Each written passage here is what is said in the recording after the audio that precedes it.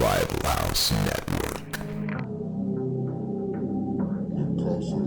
And don't like the brags, I don't like the boast. They like hot butter on the breakfast toast. Watching flicks, talking chicks, I like to motorboat. Can Riverman make it, yo, a check? Nope. So look at all these movies I got.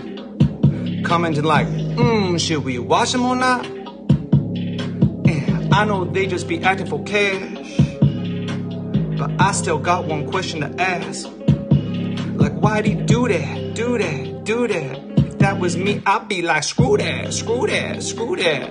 I'm an alpha, I'd eat through that, through that, through that. So why'd he do that, do that, do that? All right, what's up, everybody? Revival House BTM guys are here. Zach and myself, Aaron, and it's November. We got done with the October BS, did our body horror, we did our fucking cinema enema, we did our live streams, all that fun stuff. I guess the plan for November is just it's a cleaning out of the closet, right? Getting rid of the backlog. Fucking cleaning the closet out. Like cleaning the pipes. You gotta jack off before you go out on a date. But with the exception of this first one, because this one's actually a request, and I am struggling to remember who requested it because it was during a live stream, so we don't have a paper trail of it. But it's The Crow. Now, I had suggested, that's something we can do for November. Why don't we just knock out all the Crow movies and also get an Eddie Furlong in there? Stupid. I know, and that's what Zach said. He's like, no, we got to clear out the box. So see, I'm a professional, and I gotta fucking watch these movies before we do them. He just comes up and shows up and says nothing about the movies. That means if we did that, I'd have to the next couple weeks, every time I got the chance to watch a movie, I'd have to watch a shitty fucking Crow sequel. Well, see, that's where I think you should just not watch the movie if it's that bad. It'd be fun. No, these are commentaries. Fucking idiot. But anyway, so we're going to be kind of clearing the backlog this month, but we're going to start with The Crow. I guess, do we want to go ahead and just tell people what we plan on doing? I mean, we have a few options, right? We're doing The Crow. That's what we're doing. You don't want to talk about the rest of the month? Nope.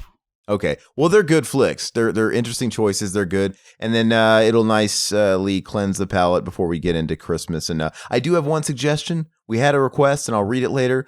I think JCVD January. I want it. Beta fucking cock. I want it. It's coming from one of our number one supporters. So we gotta take it to heart. We gotta do it. But we'll get into it later. So we're doing The Crow. Is there anything special about this copy we're watching, or is it pretty much just what everybody's going to have? From my Blu-ray. From that Blu-ray, we're going to go in 3, 2, 1, play. I should have did that countdown in a more emo Crow voice. Fucking he walks around very emo the whole fucking movie. Shelly. This movie's amazing. Shelly. Oh, Shelly. This movie's amazing. Shelly. Fucking, hey, look, if you look at really close in one of these windows, you can see Harvey Weinstein making a chick show him her tits to get this movie role. Does Eric Draven say anything else in this movie besides Shelly? Does he actually have dialogue? I don't even remember. He says the word Shelly like 3 times in the movie. Shelly. That's enough for me to... Fucking Riri. So I've watched this movie twice in my life, and it's not for me. I want to like it. And you know what? Part of me kind of wishes I watched this again before this commentary You wish you took your job seriously? Well, I've seen this movie, to be fair. I've seen it twice, but it's been a long time, and it's this kind of flick that every fucking 5-10 years, I feel like I need to revisit it a little bit. And part of me wishes I did that without doing it as a commentary. This is the opening to Little Nicky right here. Yeah. We're going to see, he's going to zoom in and show him in his fucking room playing a fucking scythe or whatever the hell it was. It looks like I'm watching the intro cutscene to a PlayStation 1 game. Yeah, they use freaking computers and weird paintings and stuff. It's very dated looking, these effects. But it is, what you got to do? We got Ernie Hudson here. Yeah, and I don't mind the dated look. This movie's very 90s. It looks very 90s. I'm cool with that. I like the 90s. Is Ernie Hudson going to pull out that Hudson hawk of his? Are we going to see that Hudson cock? And Ernie Hudson's he's a national treasure. So he's one of the Macaulay Culkin, if you will. Macaulay Culkin. Ernie Hudson's one of the greatest working character actors. Yeah, he's not a leading man. I mean, would you consider him a character actor? Or would you consider him more of a... What would you consider him? He is the star of every movie he's in. He steals the show, that's for sure. But he's been in so much shit. So he's definitely a working guy. he'll be a part of some really, really cool, high prolific projects, but he'll take a paycheck to do a fucking Lifetime movie. I've seen him in them. So he just stays busy. He embodies the Winston Zeddemore character. You know, if there's a paycheck, he'll do anything you say. I kind of respect that about him. He's a hustler, but he's done a lot of cool shit, man. Obviously Oz is fucking massive. Did you ever watch Oz? Never watched it. That is, I don't know. I mean, Breaking Bad is up there, and obviously Quantum Leap has my heart, but Oz it completes the trifecta. That's a fucking awesome show. You love Oz because you used to fucking sit around and fantasize about going to prison and getting fucked in the end. And that's why Breaking Bad's another one you really breaking back, because like they break your back when they fuck you in the ass. But you know what? No, there's a lot of that in Oz. Trust me. It's just a big, big gay prison romp sometimes, but sounds amazing. The show, I can't think of a show that balanced an ensemble of so many characters, and they're all fucking great. Like they're all written so well, and everybody, and it's got a lot of like J.K. Simmons is in it, and it was kind of before he was a name, and he plays the white supremacist leader like of that whole group in the prison, and he's fucking great. Everybody in it's great. So this movie's based on a comic book by a guy named James O'Barr. And he stated on the DVD commentary or something, when he met the movie executives, they originally wanted to make this a musical starring Michael Jackson.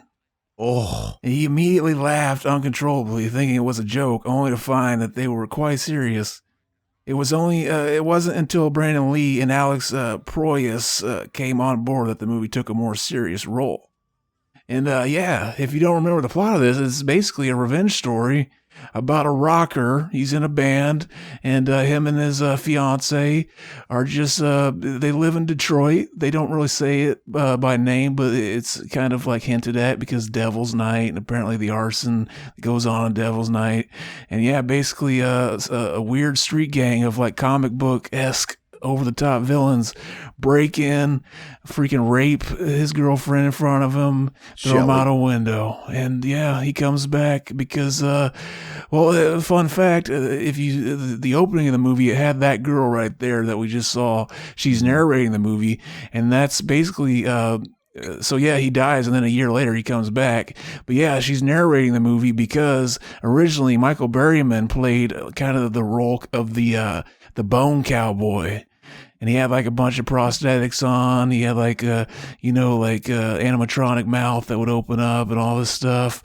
And basically he looked pretty cool. It looked cool. Yeah, that character was in the comic book. That was the original like kind of character that pulled Brandon Lee's character aside and explained everything, like all the how this works, and like how a crow, every once in a while the crow can bring a soul back for one night to get revenge and stuff like that. And they said, hey, let's fucking ditch all that.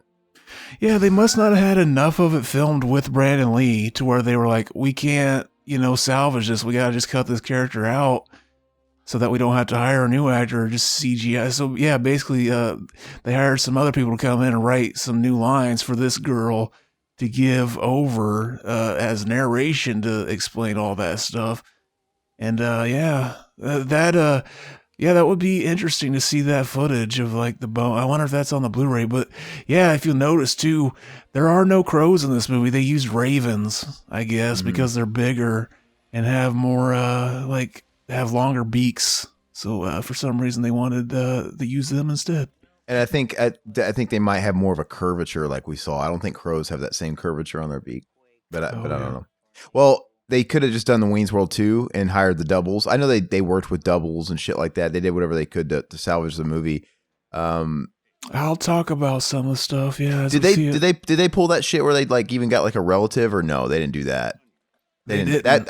I'm thinking of Paul Walker, but no, they should have did the Wayne's World 2, right? Where they sent them to England, the doubles, and they're just like from the back. Just they could have had the bone guy there, the bone cowboy. They do that at some points, but they could have had the bone cowboy just by Michael Berryman. Yeah, they didn't need to replace him.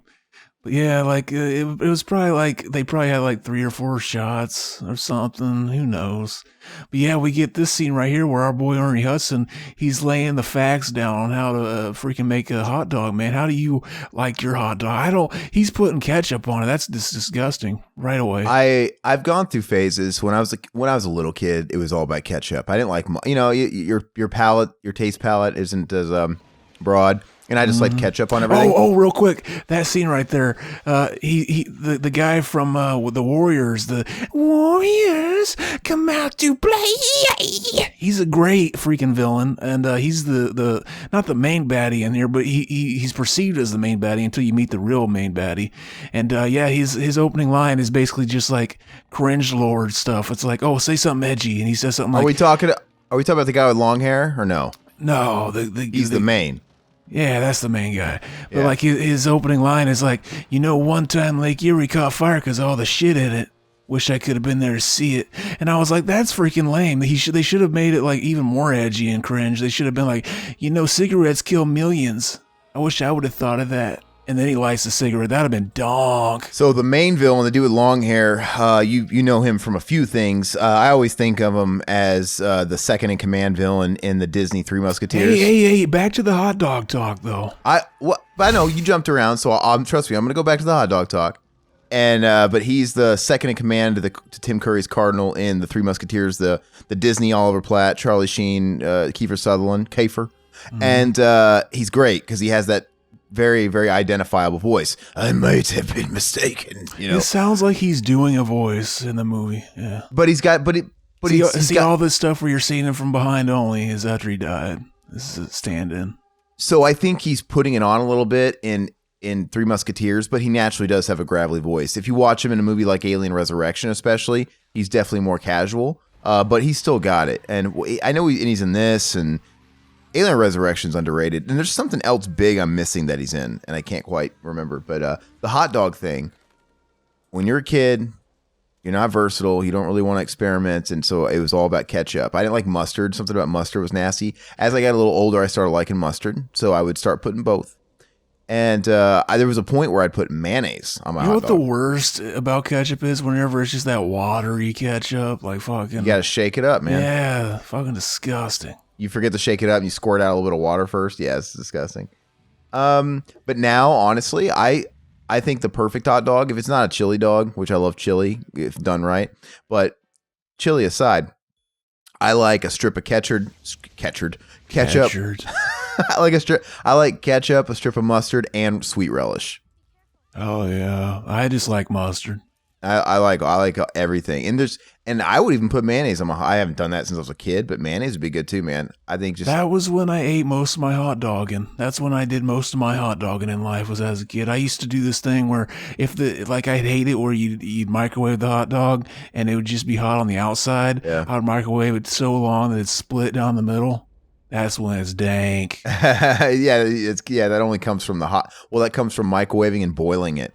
And my grandmother used to be an advocate for boiling hot dogs, and I don't get it. It was so fucking nasty. It always gave them a really weird taste. And I don't know if that's just because when you boil shit, it drains everything of sodium. So I don't know if that made it, but it tastes funky, and it used to split them. And I don't know. I just really can't stand the taste. Nothing beats, and even grilled hot dogs, they're fine. But, they have a different taste too, and it kind of dries them out. Nothing beats broiled to me. When it comes to hot dogs, it's all about broiled. I made burgers in this past week, and my lady, she was like next level. She put sweet relish on hers. I'm like, what? And then I'm like, well, technically, all the same shit that we like on hot dogs, we like on hamburgers. Mayo, mustard, ketchup. I'm like, I guess you could put sweet relish on it. And it was fucking, to quote you, donk. It was so good. Oh, yeah. So it might be a thing. I heard the wackiest fucking thing recently, and I still can't tell if they were trolling or not. But apparently it's a thing, and other people were jumping up. Did you see that shot of the cat? That was like creep show shit. Yeah. Have you heard about this? Maybe it's a territorial thing. Maybe it's only like in a certain region of the country, and only that fucking area knows about it.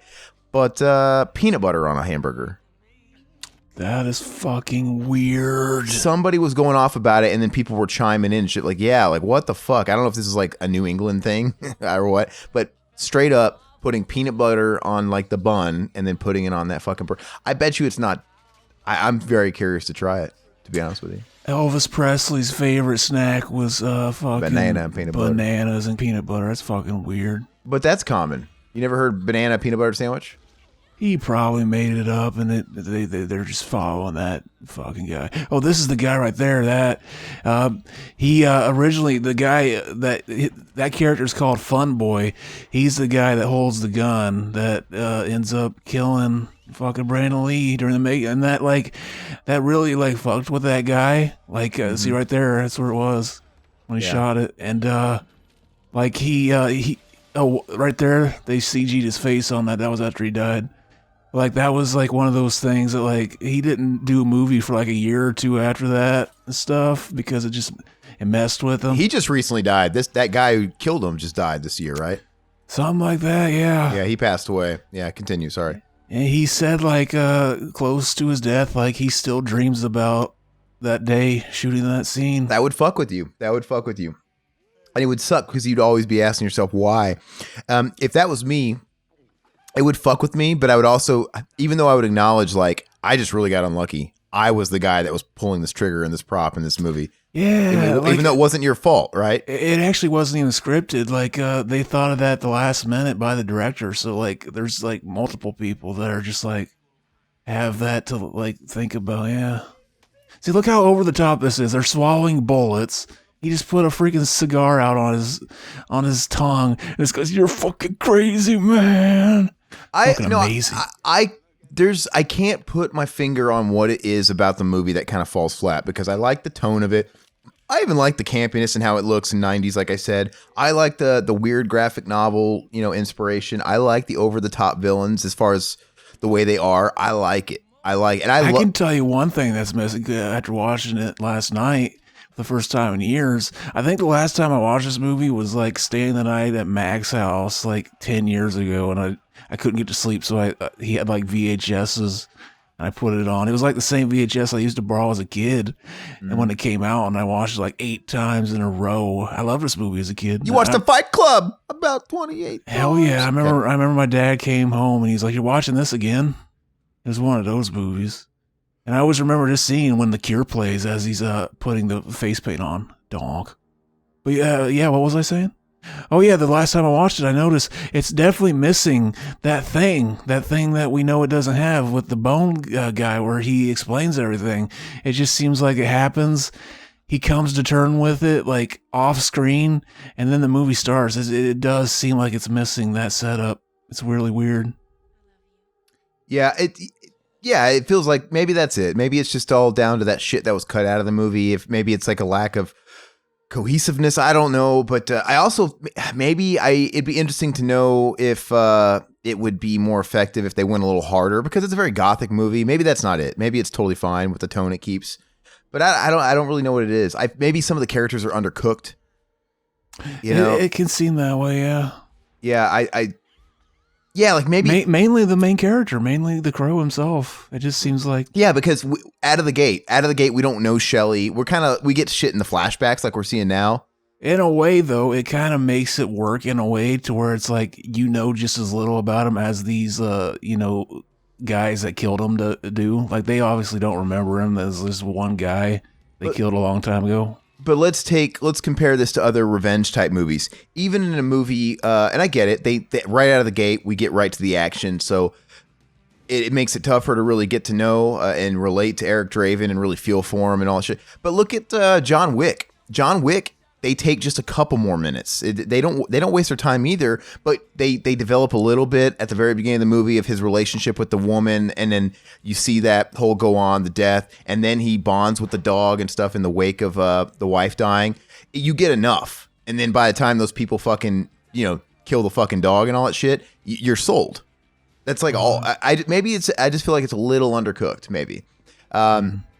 And I don't know. I can imagine that's quite a juggle, though, when you're trying to like keep a movie and the pacing and the timing. But I don't fucking. It would be frustrating being someone like Alice Proyas or the filmmaker or the writer, especially if they don't have too much of a hand in the editing process.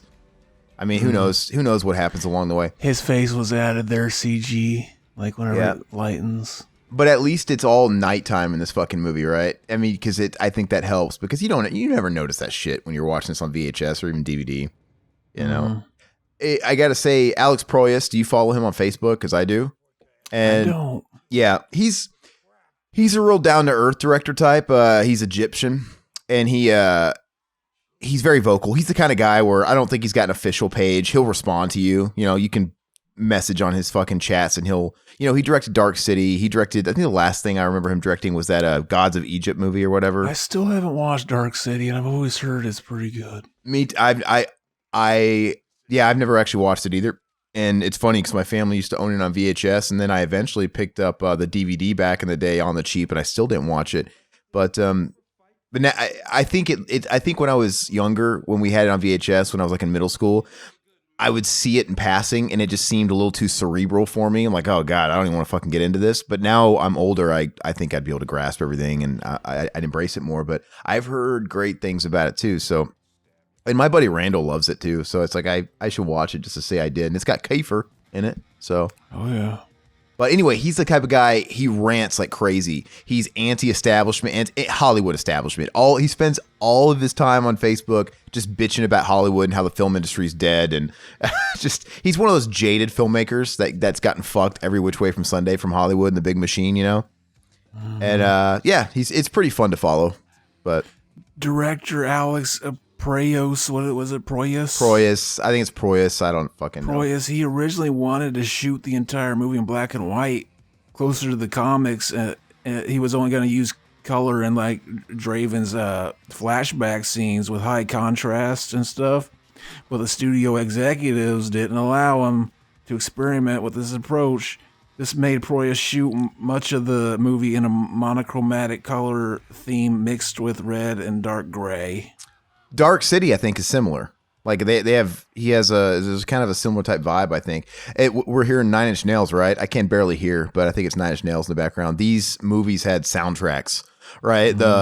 This one in City of Angels. I remember the City of Angels soundtrack had fucking, I think Deftones were in the movie. Yeah, Deftones were playing in the movie. Even though I don't remember seeing the whole movie, I think it was a movie that we rented back in the day. But I don't remember actually watching it. But I know Deftones are in the flick. They were probably doing "Be Quiet and Drive" or "My Own Summer." It's a song that was never on any album. It's called what is it called? Fuck. But it's from those sessions. It's the Around the Fur days. I forgot what it's called. Yeah. The ATF days. This one I think had Pantera. They did a cover of The Badge on there. And this one has Nine Inch Nails and probably Marilyn Manson, you know, shit like that. Very typical. There was something about the fucking 90s that was just, let's have the who's who of 90s industrial and new metal acts on a soundtrack. Oh, yeah. So hey, I got to say really quick, you know how movies, when to show passage of time, they make sure to have someone with like long hair before it jumps to the future after the first scene, then it's like cut. But it's like, oh, that's it? You know, when they didn't really age much. In this case, did you notice in the very first scene when Ernie Hudson was talking to that little girl and he had like the shittiest looking fake mustache that was like really bushy and long? I didn't. It was so too long. Not that much. It was just a little. And then when it said 1 year later and they were at the diner, it was like his normal mustache. Like, what the fuck was that? Like, it's fine. I totally believe in 1 year he would have the same mustache. Like, why do you have to do this? Like, we saw you say 1 year later. Like, we're not that stupid. It was just a second ago. We don't need the mustache. Oh, yeah. I feel like I know this guy from somewhere else. This little, this goon here. He kind of reminds me of, what's his name? Fucking, Ernie Hudson. Oh, Booker T. Yeah, Booker T. He looks just like that. That's Hogan. That's where I know him from, because that's not even Booker T, but that's where I know him from. That's how much he looks like him. He's like a skinny Booker T. King Booker. I'd fuck him. So, do you think, I know it's easy to sort of immortalize him and sort of, Brandon Lee would have been huge after this. Do you think this is going to be the big star break he needed? I can see this is his third movie, if I'm not mistaken. He did Rapid Fire, he did Showdown in Little Tokyo, and he did this. Do you think this was going to take him to that next level? Or, do you think he's technically bigger now because he died and because of his pedigree? Or how do you think it would have went? I don't know. He's the best actor in the movie, though. Like, well, Some there are people that match him, but like, yeah, there's some actors in this movie that are really fucking. The little girl's not very good. Ernie Hudson's the best actor in the movie. Maybe Ernie Hudson's the best actor in the movie. He's solid. Ernie Hudson, he's hands down the best. Victims are we all? Yeah, he's hands down the best actor in the movie, Ernie Hudson. But I think, Eric Draven. I think Brandon Lee fits right in for this type of movie. It works. But if you watch Rapid Fire and you watch Showdown Little Tokyo, I don't know. Maybe it's because he was so new to the game and he's not. Look how 90s this is, real quick. Yeah, very. It's not it's not Cranberries, but it's like Cranberries. Back in the day when you. The camera work, the band. They should have got the Toadies. They could have played their one-hit wonder. Do you want to die? That would have been donk. Who is this band? I don't know. They got to be on the soundtrack. I bet you there's somebody, and I just can't think of their name. But no, what I was saying is, I don't know. I don't expect Brandon Lee to have been like a traditional actor. It's just because his dad was famous, and he was into martial arts too. But he's not. He wasn't some kid that was taking acting lessons. He was one of these action guys that got thrown into movies, especially with his pedigree. So if you watch Rapid Fire and you watch Showdown Little Tokyo, he's not a great actor. But and that could be down to the writing, the dialogue, and all that shit. That whatever. But come on. And then in this movie, there's Tony Todd. Oh yeah. But in this movie, I don't know. It's kind of hard to tell if he was progressing and he had gotten better since Showdown Little Tokyo, or if it's just sort of the character, and just sort of the tone of the movie. But I don't know. He had a look. There's Bai Ling. Oh yeah, dude. Bai Ling's probably like fucking 60, and I don't know. She's got that ancient Chinese secret because she's aging real well. Oh yeah. I remember Lush when we met her at a convention, and I actually talked to her for like 10 minutes and interviewed her, and that's just one of the interviews that Todd lost. But Lush just like bought all her sleazy nudes. It was really weird. I'm like, oh yeah. Continue. Did he come on them? Oh, he probably did. He was being fucking Lush.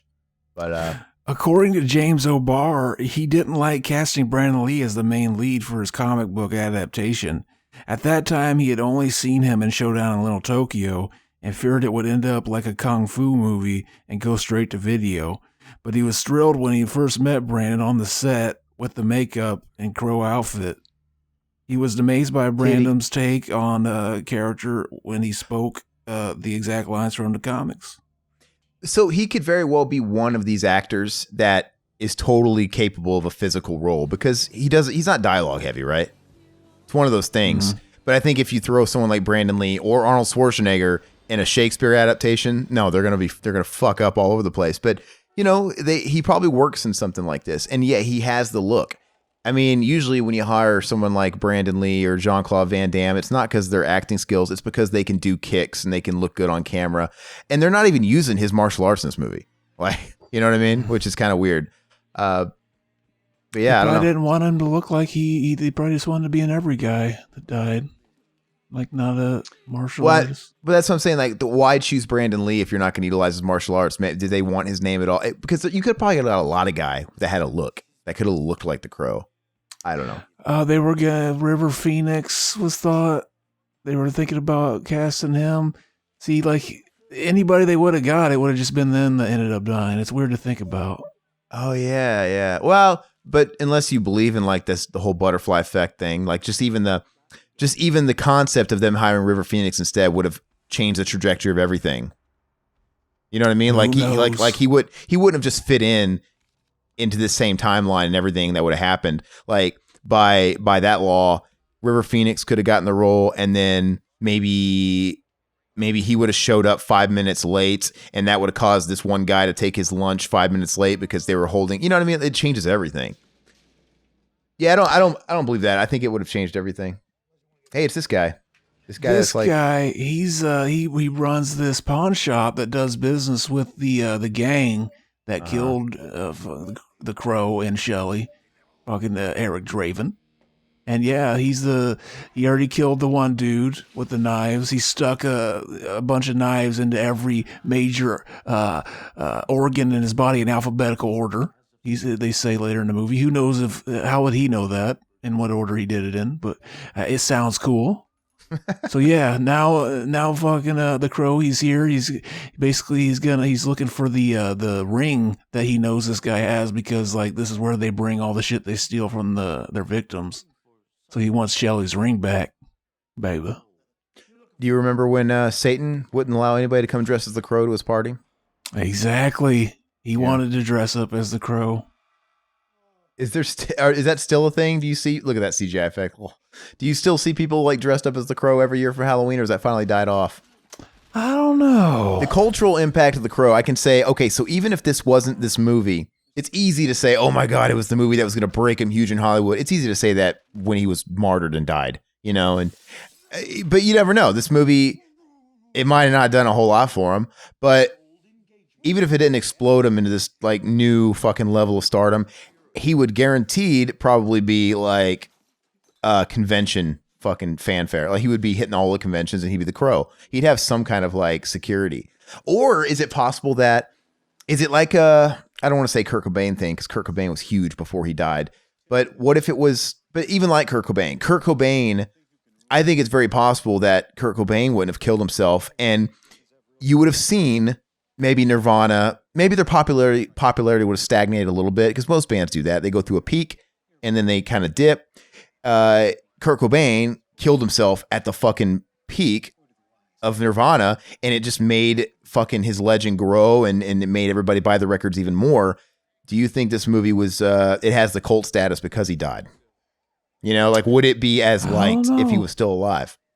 They definitely did. People didn't give nearly as much of a shit about comic book movies back then. But real quick, this guy that's talking to our boy Ernie Hudson, you could tell they didn't have Proactiv when he was a kid. He's like that dude from the Goonies, though. Both those actors, right? The bad guy from the Goonies. He's got the scarred up face. James Woods? No, no, he wasn't in the Goonies. But yeah, there should be like a club for all those actors. The napalm face actors. This guy could be James Woodance. Yeah. So would nots, the James Woods nots. James Wood nots. So the guy from the Goonies, I don't know his name, but obviously he's a big character actor. He got all his work playing villains because he has that rough complexion. I think it was in the late 90s. He decided to get cosmetic surgery done, not to remove all the scars. He wanted to leave a little bit because, he was afraid it would hurt his career, because that was his fucking thing that got him all his work. It did hurt his career, right? It did. He did an interview. And he was like, he got a little bit of it done. He left some, it still didn't work. He's like, yeah, man. I was like, I stopped getting the phone calls. Fucking, when you're ugly, don't get pretty. It'll ruin your life. Yeah, I don't know, man. Some people, James Hetfield, Metallica, man, my boy, he's got a rough complexion too. Not James Wood bad, but it's pretty, you could tell they had. If anything, it's sexy, because if you rub your cock on their face, you could get off just by the friction. Interesting. I mean, who has a pretty rough complexion but gets a pass from everybody? Who? Brad Pitt has a pretty rough complexion. You ever see him in an HD movie or up close? Yeah. You could tell he had acne. He had acne a lot, like bad acne, because he's got acne scars and real rough. You have to catch that shit in certain lights, right? There's obviously those people that have it so bad where it doesn't matter what kind of light's being cast, man, because they just got these huge fucking pits in their face. But Brad Pitt, he's like second degree, and he gets a pass because he's like this total pretty boy, and he's maybe whatever. Because his last name is Pitt. Maybe that has something to do with it. I think at a certain point it's rugged, and then when you have it fucking terrible, it's just like, oh my god, you look like a rotting jack-o'-lantern with these like dips in your face and pivots. But I like it. It's rugged. Oh, yeah. But some people like James Woods, I don't know. It's kind of part of his look, Amazing. So, yeah, he's not going to kill this guy. He's going to leave him alive so that he can tell the rest of the gang that he's coming. The death is coming for him. Why would you tell him? On his way out. Just go sneak up. Why would you tell him? Why wouldn't you? That sounds badass. Wait. Is that gas I smell? Okay, here's a movie myth number 1. Big movie myth. A shotgun blast will not make gas explode. Exactly. It will not. This is actually one of the biggest movie fucking cliches that they always debunk. Well, I don't know. What kind of gas would it be? I don't think it. Maybe it doesn't apply for all gas. Like I know if it's actually lighter fluid. Ooh, yeah, I don't know. Well, I know like gasoline, right? Let's say car, like fuel for your car. Will it catch on fire if you shoot it in a way that it makes a spark? Spark. Yeah, that's the only way it'll happen. So that's why I think maybe they let it go and catch a pass. But I don't know, man. He seemed kind of far away, and they always do that. The action star always do that, where there's gas or something. They'll shoot. Well, maybe this kind of gas leak. I don't know. I'm not a professional, but you see it in movies all the time. He dumped the rest of his stolen rings in there. Maybe that was part of it made to. The rings will probably make a spark. I don't know. Yeah, there's so many different open possibilities that everybody's like, well, something happened. We'll just fucking let it go. But you've seen it in movies where there'll be like an actual gas spill, like gasoline will spill somewhere and someone will shoot it, right? The puddle or whatever. Mm-hmm. That is so. Supposedly that'll just go right through. It's nothing. But petrol, like straight up petrol, I guess is really flammable. But just gasoline, man, that you throw in your vehicle or your lawnmower, it doesn't do anything. He stole a guitar on his way out. He's going to be playing that guitar randomly throughout the movie. It's pretty funny. Yeah, it's his thing. He has like an amp, a little 10-watt amp, like hanging like by the cord outside of a building, and he's just playing the guitar. You know what Brandon Lee, his line delivery sounds like? He sounds like a late PS1, early PS2 era video game actor, where it's not like Resident Evil 1 bad, but it's still in the realm of career video game voice actors, like before they got like professional celebrities to do the work. Because he's not, you know what I mean? Like this is the way he delivers shit. He sounds fine to me. He sounds like a cutscene. Like it works for the movie, I think. Yeah, it works. It works for the movie. Fucking, what about this? Would fucking Heath Ledger, his Joker, have been remembered if he didn't die during that movie? I can't remember. Did Heath Ledger die after it came out, or during the filming, or during the the editing? He was dead by the time the movie was coming out. Yeah. Was it? Oh, that's tough. Yeah, I don't know. I think the performance. People were fucking making fun of him being the Joker whenever they always do that, though. Yeah, that's the same thing with Batman. Everybody was fucking lampooning Michael Keaton getting casted. Yeah, they act like, holy shit, this is so stupid. He's going to put on tights and be this stupid fucking character we like that's basically aimed at kids anyway. Aren't they stupid? No, but everybody was fucking lampooning or Michael Keaton being cast when Tim Burton announced that. Like, what, that guy from Mr. Mom and Gung Ho? Like, because hey, Mr. Mom is donk. No, I love it. No, I love Gung Ho too. It's fucking hilarious. But Michael Keaton up to that point was really known for doing those sort of pseudo comedies. They're not slapsticky, but they're comedies. And I think he had done right before Batman. Obviously, he did Beetlejuice. That's where Tim Burton knew him from. And yeah, it's like, well, you're going to get Beetlejuice to play Batman? But he had done Clean and Sober, right? I think that was 88, if I'm not mistaken. And so that was his first like dramatic role. And I don't think it was like this huge hit, but it had gotten him some buzz and like some of the indie, more like more award circuits. And I don't know, I think he used that to maybe convince the studio to actually give him a shot on him, but people love those Batman movies. Every time a Batman gets cast or a fucking villain gets cast, dude, the proof is in the pudding. Like people always get, I don't know, Robert Pattinson. If Robert Pattinson does a good job, people are like, oh, what the fuck, he's great. He already is fucking a good time, and fucking yeah, that's a good movie. Yeah, I'd suck his dick. So what's your opinion? I mean, I know you don't like comic booky shit, but what's your opinion about that supposed, I think, HBO Max show, the Batman Beyond show with Michael Keaton? I'll watch it, I guess. So, well, the rumor was, I guess it debunked the rumor because they had quote unquote unofficially announced that Michael Keaton. Oh, pay attention real quick. She never sees his face. Watch this. Maybe she got a glimpse of it there, but not enough of one, right? Yeah. Watch. She's mad at him. Now she's looking at him. He's turned away from her. And she walks away from him. And she says, man, I hate this rain. Oh, maybe she got a good look there. Maybe I'm wrong. Yeah. You know what, though? Watching this, I think that's what it is. I think it's the weird part about this movie I can't add up that makes... Can't rain all the time. Eric?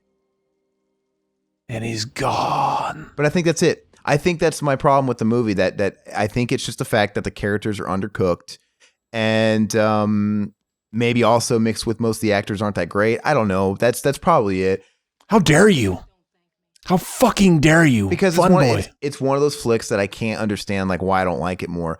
But no, anyway, the Batman show, the Batman Beyond. So at first, it was like over a month ago that they're making a Flashpoint movie, the whole DCU, like the Flash's movie from that Justice League, and they were gonna put.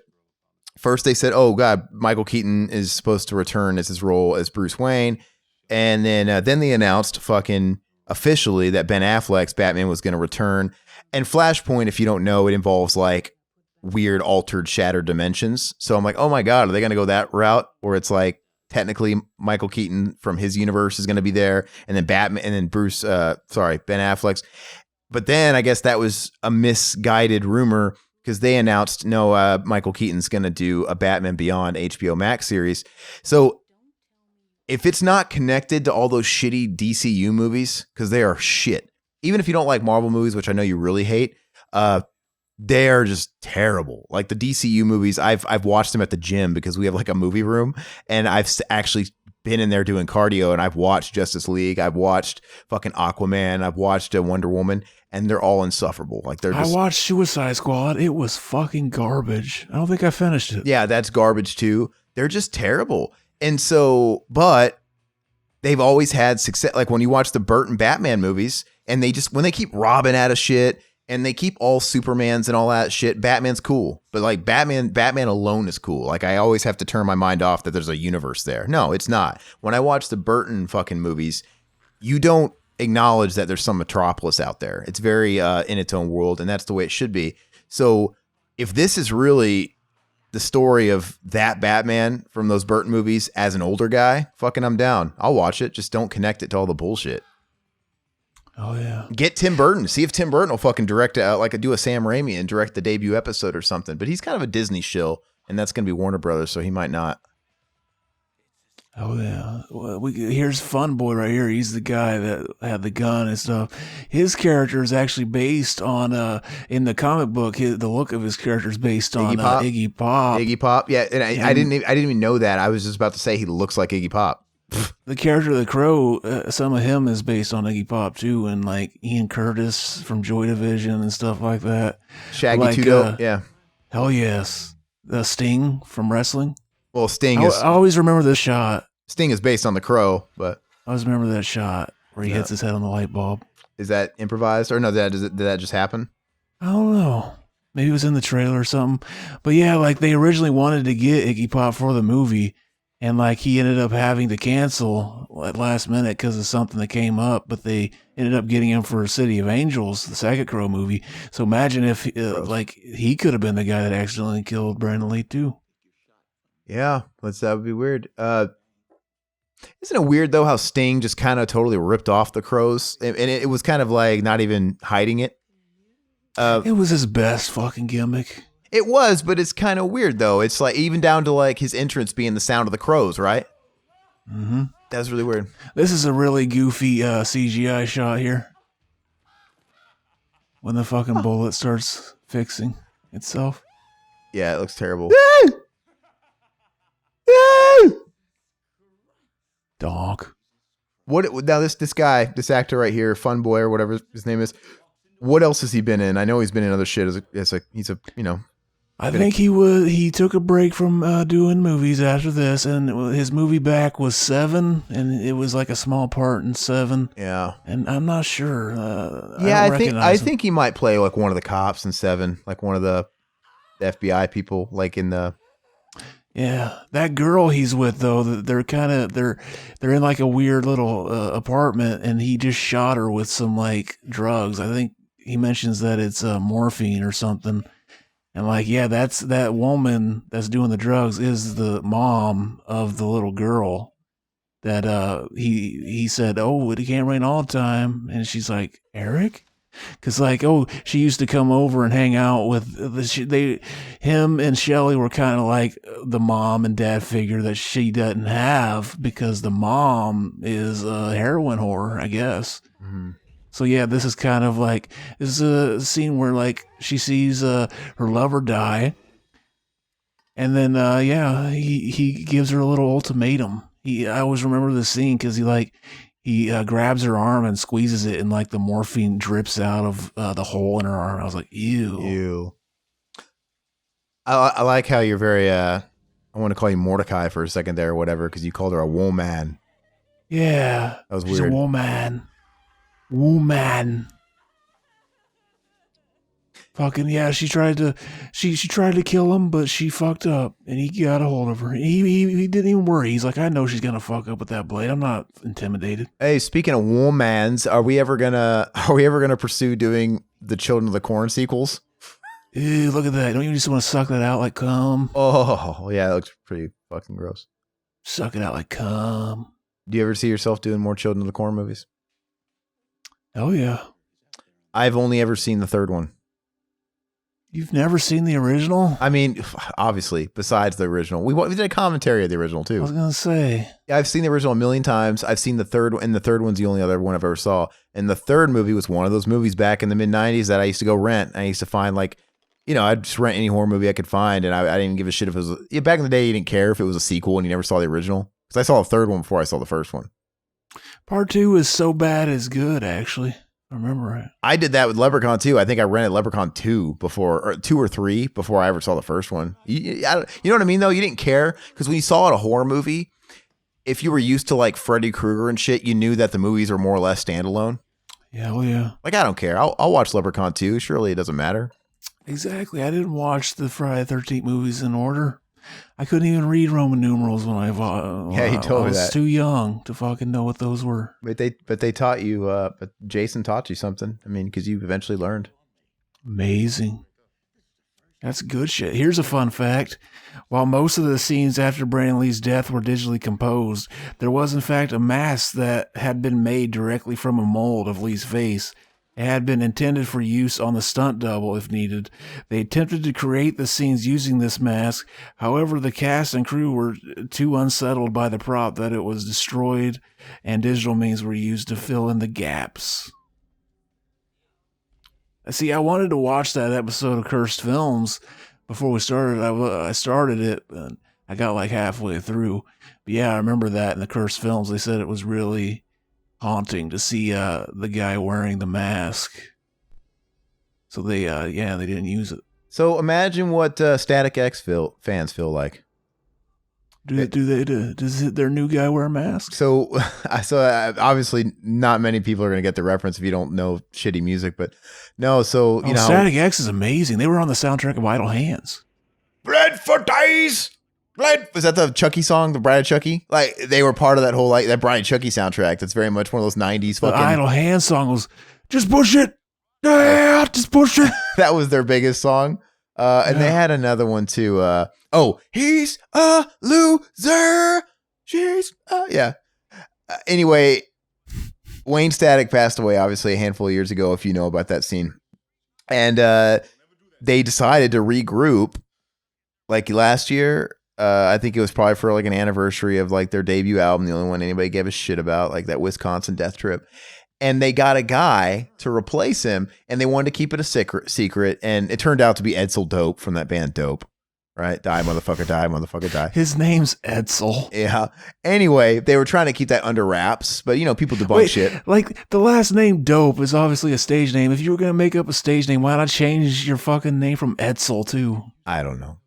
Idiot. But anyway, so they had him on stage. They got him in the Wayne Static hair, and he's like pretending to be like a Wayne, and he's playing Wayne Static's gear, and he does the voice perfectly, except he's wearing a fucking death mask. He's wearing like this weird zombie fucking Wayne makeup, a mask, like rubber prosthetic mask, and it looks, I don't know, man. It's like, dude, is this tasteless or taste? I don't know what this is. It's like, it's supposed to be. Why would you do that? Dude, you should look up pictures of it sometime. It's like, what the fuck? So it's like, that's not Wayne's basement. It's kind of like that. That's not Wayne Static, but it's like weird, dude. A guy dies. You try and go out and do a tribute to him. And to me, it just comes off like, hey, we're trying to like get a few dollars and do this weird tour. But you get a guy to be a zombie. See, look, this is never introduced until this scene. He can touch people and see like what they went through and stuff, like their memories. So like that would have been better if the Bone Man explained that he could do that in the movie instead of it just happening out of nowhere. Yeah. But go ahead with your beta story, Aaron. Oh, it's done. I was looking up. I was trying to find you a picture. We all know how much you love Wayne Static around here. I Static X. I hate Static X, man. I'm not a fan. I'm gonna find this. I'm gonna show you this picture, man. Ernie Hudson's mustache is pretty dog. It's like a Brillo pad to pussy. Like you could put that on a pussy and he'll just never get off of it. He'll be stuck to it. Oh, and like when this guy's playing on stage, he even has he has the mannerisms. Because remember how like Wayne Static, you know, he strung his V's really low and he'd kind of stand there stiff and kind of bob his head to the left and right, you know, whatever. He has like a look. I'm gonna send you these pictures really quick, and I want you to look at them and react to them because they're just, I don't know, tasteful or tasteless. You tell me. I've already told you it's tasteless. It's like, who would do that? I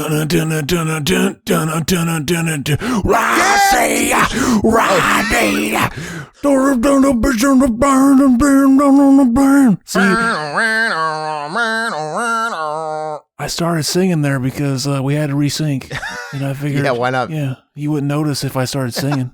You got to do their bass player's name was Tony Campos, and he would do like the weird like death grunt in the background. So like he'd be like, it would trade off vocals, and he was yeah, that bullshit. That's bullshit. I actually saw Static X one time, and it wasn't like not intentional, not directly. So like what happened is, remember when Ozfest did the free Ozfest gimmick? Do you remember that?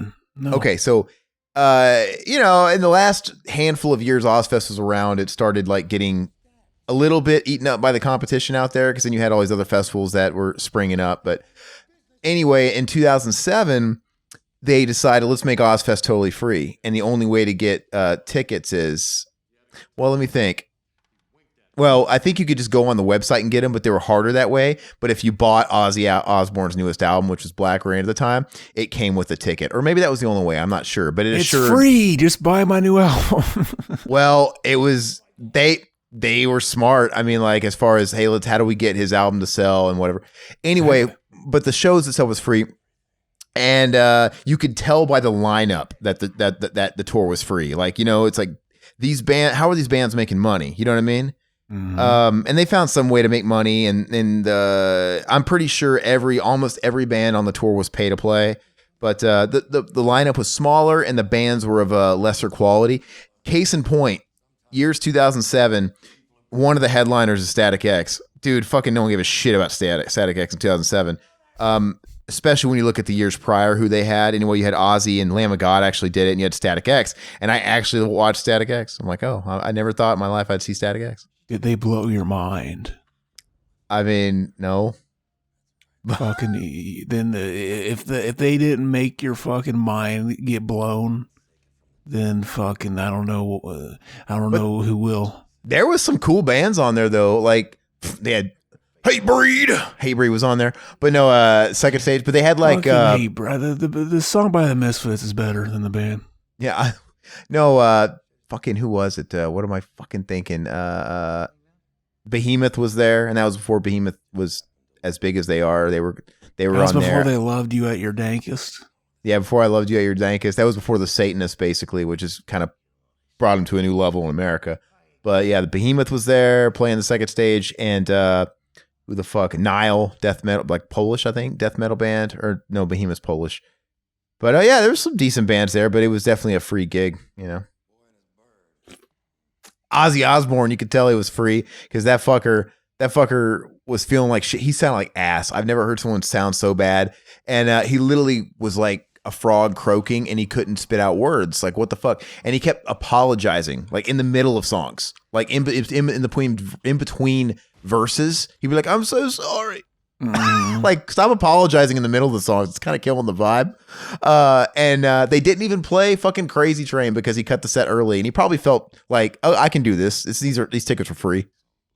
Oh yeah. Fucking yeah. Pay shit wages, get shit labor. There you go. America. There you go. Anyway, this movie. She fucking sucks at putting on her lipstick, basically. Yeah, I know. What the fuck is that about? Bai Ling, I mean, I think she pretty much just See, look at that. See that? lives off this movie. The amp just hanging. Why would you do that? What is the like? It'll make just as much noise if it's up there with him. On Yeah, the surface. and then plus you're closer and you could change the knobs and stuff. Yeah, he must be pretty content with his settings. Exactly. And that zoom out of him like superimposed on the building looked really realistic. Man, speaking of that, I mean, I can't, whenever I get into this new house, I'm waiting for it. I'm going to really try and go balls out in one of these rooms. And I'm really going to try and up my sound. That's what the name of their band was, Hangman's Joke. We're getting ready to hear Brandon Lee's amazing angelic singing voice too. I don't remember how shitty it sounds. It's probably not really him. But like, yeah, it gets snagged. Like, the record must have a fuck up in it because it keeps replaying. Yeah, you know, it can't rain all the time. That line he said earlier. Amazing. What were you saying before I rudely interrupted you though? Yeah, it's a good thing that he clearly said that fucking line all the time to everybody that ever he encountered, because you know otherwise, you know, this movie would fall apart. It's tapping into that thing you do whenever someone you love dies. It's like you hear something that reminds you of it. It's like maybe they did that for me. But they always want to like do that in movies. That's a way to inject and connect something. It's like an old trope. What is that? Where you want to be? Down when God comes, Joe Dirt, make fun of Joe. You know, all that shit always comes back and it ties stuff together. I don't know, but yeah, he walked around and he said, "Can't rain all the time" to everybody he ever met. It's good. No, he said it because he knew she would know, because it's a reference to one of his songs, bro. Oh, okay. You ever do that? You ever hump random shit in the middle of the street? Hell yeah, this character's on speed, because later on he goes back to the bad guy, the main baddie, and tells him like that he saw this character die here in a minute, and like yeah, he's fucking freaking out because he's on the speeds. No, Go ahead. What I was talking about earlier was I was just saying, we were talking about that amp and shit, and it's kind of a total side note. When I get this new house and I'm excited about it, I'm really going to try and deck out one of the rooms that's a little bit bigger and kind of can house all the shit. I want to get a new amp eventually, but I want to actually like really get into miking and up my sound production game. And I really want to like start recording more music, because I used to try and do that and I haven't done it in a long time. And I'd really like to make music with you guys. I'd really like to be a part. We should fucking start an e-band, an internet band. You're so fucking cringy, Aaron. You want to get on our fucking jock? You're like a fucking fangirl. Like, please fucking do stuff with me. I just think it'd be fun. I think it'd be fun. You need to join that Big Brother fucking organization. Get one of those high school kids to come fucking show you some time or something. Well, I thought about Todd. Todd always tells the story. He was one of the Big Brothers of America. Like he had a big brother growing up because he didn't have a father figure, and he talks about his big brothers. What amp do you got? You got the Line 6 Spider? No, I have a. See, I had to say that because apparently that's just the worst one. So I had to. It's shit. I've never had one. I have a Vox VT 50 Plus or whatever it is. It's like a hybrid. You know, it's powered by tube amps and it's just a combo. It's really nice. I mean, it's a decent. It gets a sound I like out of it. But I used to have a stack, and then I got rid of it because I had to move, and it was just too much for my apartment living back in the day. I used to have a Randall stack, and it was pretty fucking boss, but it was just too much. So I got rid of it and got this combo. But now it's like I want to get an amp. You never fucking sell the stack. You know you're always going to have time to play someday. Well, at the time, though, I was moving around and traveling a lot and stuff like that. I'm like, I can't just keep fucking asking people to hold this for me, because that's what I was doing. Like, you know, a buddy of mine, like, hey, can I keep this in your basement? I didn't want to keep being that guy. So I just sold it. But I really want to get, I have a couple of dream amps that I really want to try or get. And, you know, nice amps can be pricey. I worked at a fucking factory for like 6 months to buy my amp, and then I fucking quit afterwards. It was fucking hell. It was garbage. So I really want to get, well, I don't know. I would like to have a Mesa. I used to be obsessed with the Mesa Mark IVs when those came out, and they were really cool, but they're so expensive. And then like now they have JPC2. It's the John Petrucci, which I mean you can like that music or not, but the fucking amp is killer. It's insane. But they're so expensive. Like they don't have the Mesa Marks. They come in combos, so that's always an option. The Petrucci one that's really fucking cool. It only comes in a head. And these are, I'll be dropping 3 to 4 and change. It's so much money. My next amp that I would like to get, so I might go this route, is I really, really would like a 5150, an EVH 5150. You know, the ones that are now under his brand. Those are quite a bit more affordable, and they fucking kill. So I'd like to try. Maybe I might try and experiment with one of those. See, this is the scene that made me kind of appreciate the fact that, like, yeah, we kind of know just as little about fucking the Crow's character as these guys. And I always remember this scene, like how he reacts to finding out, like, oh shit, that's that guy we killed. He basically just starts losing it. Yeah, this is the guy from The Warriors, and Brandon Lee was a big fan of The Warriors. And he was super excited that this guy was in the movie. You ain't you. We killed you. We killed you years ago. Maybe that might be the real world. That could be a cinema enema for you, man, because I've never watched The Warriors. Beta.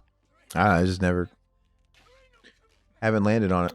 Yeah, the better version of it isn't available on HD. It's the fucking shitty director's cut where they added in like 2007 or something. They made a director's cut where they're like, oh yeah, it showed the director at the beginning of the movie. He's like, I always wanted this movie to have like a comic book kind of feel to it, the transition scenes, but we couldn't afford it back then.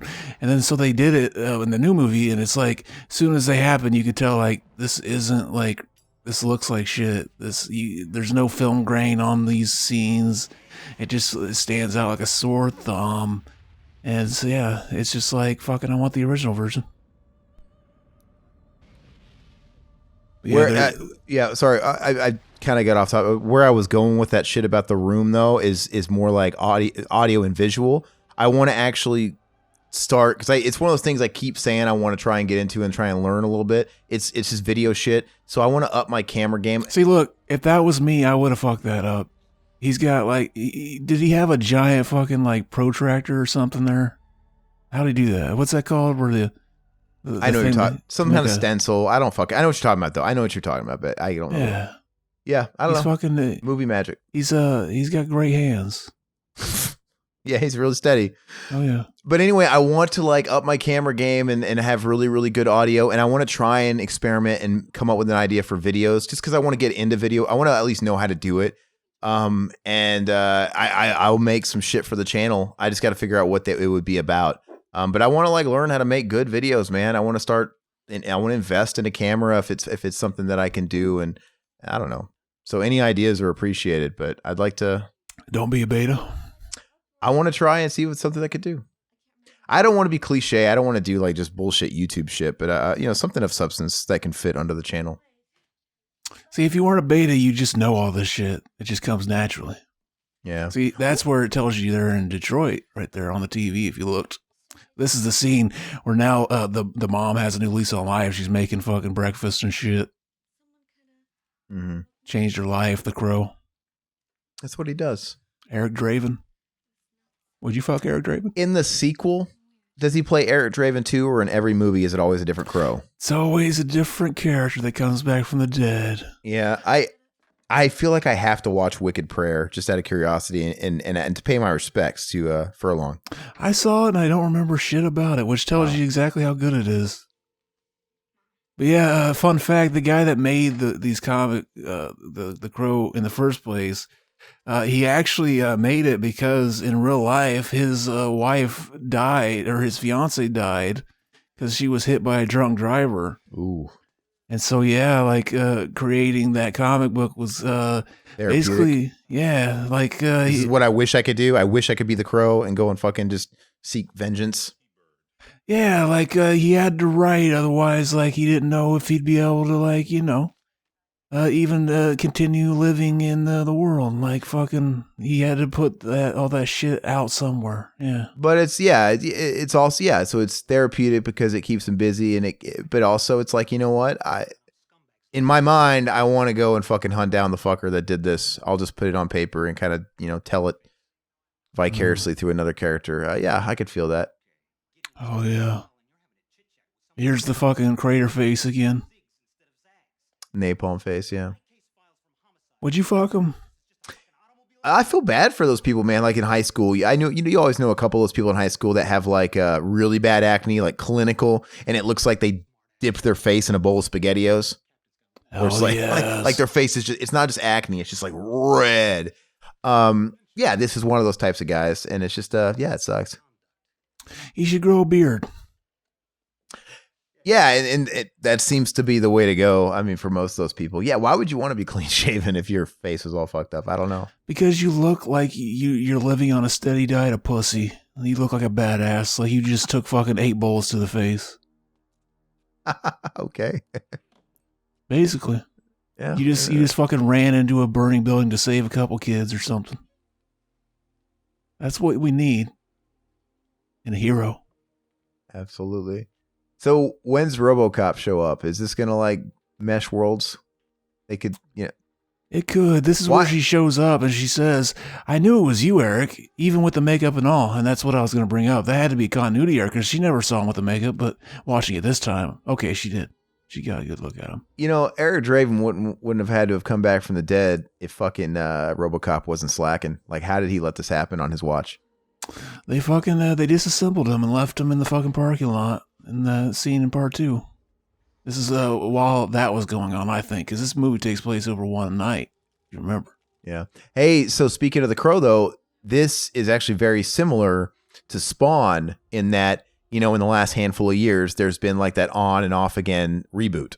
Just like Spawn, where it's like Jason Momoa. Yeah, but then he left the project. I think before Jason Momoa, it was like other people and they leave the project or this guy. And it's probably someone like Todd McFarlane. It's probably like the writer that keeps trying to get it off the ground. And I don't know what happens. It'd be kind of worthwhile to see what this movie was originally, like with the bone guy and everything, the bone cowboy. Yeah, well, I mean, even though like this looks very 90s, I would still, and it has, they don't overdo the CGI. Like, a new Crow would be CGI everything. That would suck. And they would do it. But they CGI the paint on his face. Probably.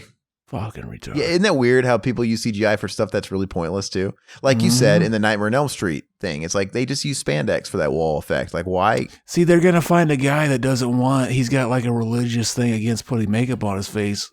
And they're going to have to CG the makeup on his face, like that fucking idiot that wouldn't shave the mustache. They had to give him that fucking goofy cartoon lip. Yeah. For the Superman movie. But yeah, I mean, they throw out basic effects that are tried and true, even if they're old, just in favor of CGI for some reason these days. I don't get it. I mean, when you watch a Hollywood movie, all the fucking backgrounds are supposedly on location type film scenes are not on location. There's even like 10 years ago, 15 years ago, you'd have like, the backdrop. The backdrop would be like South America and you have a helicopter flying over it, right? A transitional scene. Maybe the helicopter would have been CGI 10 years ago. Now, fucking all of Costa Rica is CGI. You know what's really terrible? You saying that the background is CGI, it made me think of Bill and Ted 3, and the Blu-ray's coming out this month. And guess what the special features are for it? Ew, all the behind the scenes of them doing everything on a green screen? That's fucking shit that's on the version we got from Vudu. Like that 30-second clips? Yeah, like I could have waited a little longer till after COVID's over so you could have recorded a commentary or something. Fuck boys. It doesn't make sense, man, because can't we just clearly those were clips extracted from an interview, a full interview. Like all these little weird little clips they have there. Just where's those? Where's the full footage? It seems so weird. Like it seems so off-putting that I had to text Zach and be like, "Hey man, is something wrong with my is it supposed to be like this?" It feels like something's wrong, but yeah, it's bullshit. Alex Winter, there's no way there's not a commentary on this Blu-ray. Even Alex Winter, right? He surely he did something. There's not, apparently, from what I saw. Weird, man. They haven't been putting commentaries on much of any Blu-rays these days. It's fucking dumb. Man, but on that topic of the background, though, isn't that just weird? I mean, I get it. You're probably saving a whole lot of money by not, because these people that do these transitional and exterior shots or whatever, that's all done with a second unit director. And they're saving money by not sending a second unit director with like a drone or a helicopter to get those shots, I guess. But I don't know. CGI technology must be getting that good and that cheap to where it's just they can do everything in a backlot and then in a computer editing room. It just blows my mind. And to be fair, though, I guess some of it does look pretty convincing. Like it's getting really good in some movies, but it's just so weird. I don't know. Oh yeah, it's sad. Okay, are those pickled eggs right there? That's nasty shit. Yeah. You ever had those? I don't know if I've had a pickled egg. It sounds nasty, but you know what? I might like it because I don't hate pickles. Pickles are cool because like they have 0 calories. They're loaded with sodium. Oh well. Does that do anything? Does that do shit? You retain water and stuff like that. You need to sweat that sodium out, you know? Yeah. You gotta get the right pickles though. Some of them have calories. Sweet pickles do. Sweet pickles have a sugar, you know, a little bit of calories. Sweet pickles are good. I like sweet relish, man. I don't fuck with the dill relish. Beta. But I got a fridge of big fat old dill pickles, man. Yeah, they're good every now and again. Fuck yeah. Do you get the uncut ones or the circumcised ones? Fucking the spheres. The spheres are good. I don't get the cut ones. I get the full dill pickles. Fucking beta. Why is he like? Look at him shredding. He was like shredding. He was like He was shredding and fucking all kinds of shit and tremolo picking while there was clearly some dye bomb action going on. Like, what is he doing? It wasn't synced. He knows what he's doing. He knows what he's fucking doing. He's that good. Yeah. He's got the dye bomb pedal. That's what you do. You don't want to fucking get out of tune while you're just on the fly. Speaking of that, have you seen on those Eddie Van Halen signature guitars, they have like that drop switch built into the fucking bridge? Oh, yes. Have you seen that? Look at Triple H in this band, though. Fucking dank. I have no idea who this band is, but yeah, that looks like Triple H. I don't know that word. Anyway, I didn't know that technology existed like before I really watched videos of those EVH guitars, and it's pretty fucking cool. I mean, it's pretty. I always wanted a Fernandez guitar that has the fucking the sustain fucking switch on there. I don't. Really? I don't know how that even works. Like, how does that work? It's like a special pickup they got, and you can fucking turn the switch on, and the sustain just fucking lasts for a day or something. That's interesting. It'll just keep going. Do you know what I'm talking about though on the EVHs? Mm-hmm. And it might even be patented. Maybe it was something EVH came up with, right? Because he was like, okay. But it's so fucking cool. It's just on that low E, and all you do, and it's just that little. It's on the bridge down below, and it's just this little thing that's attached to that string only. You just pull it down, and all of a sudden it drops it the whole step. Fucking cool, man. And yeah, I mean, is it totally necessary? It's necessary when you're using a Floyd Rose like him, right? It's a pain in the ass to fucking tune shit. I think it's pretty fucking cool. I like it. Dog. Fucking, fun fact, one of the ravens in this movie's name is Magic, and it went on to be used in every sequel of the movies too, even the one with Furlong, apparently. I mean, I doubt they were having negotiation contractual arguments with the Raven.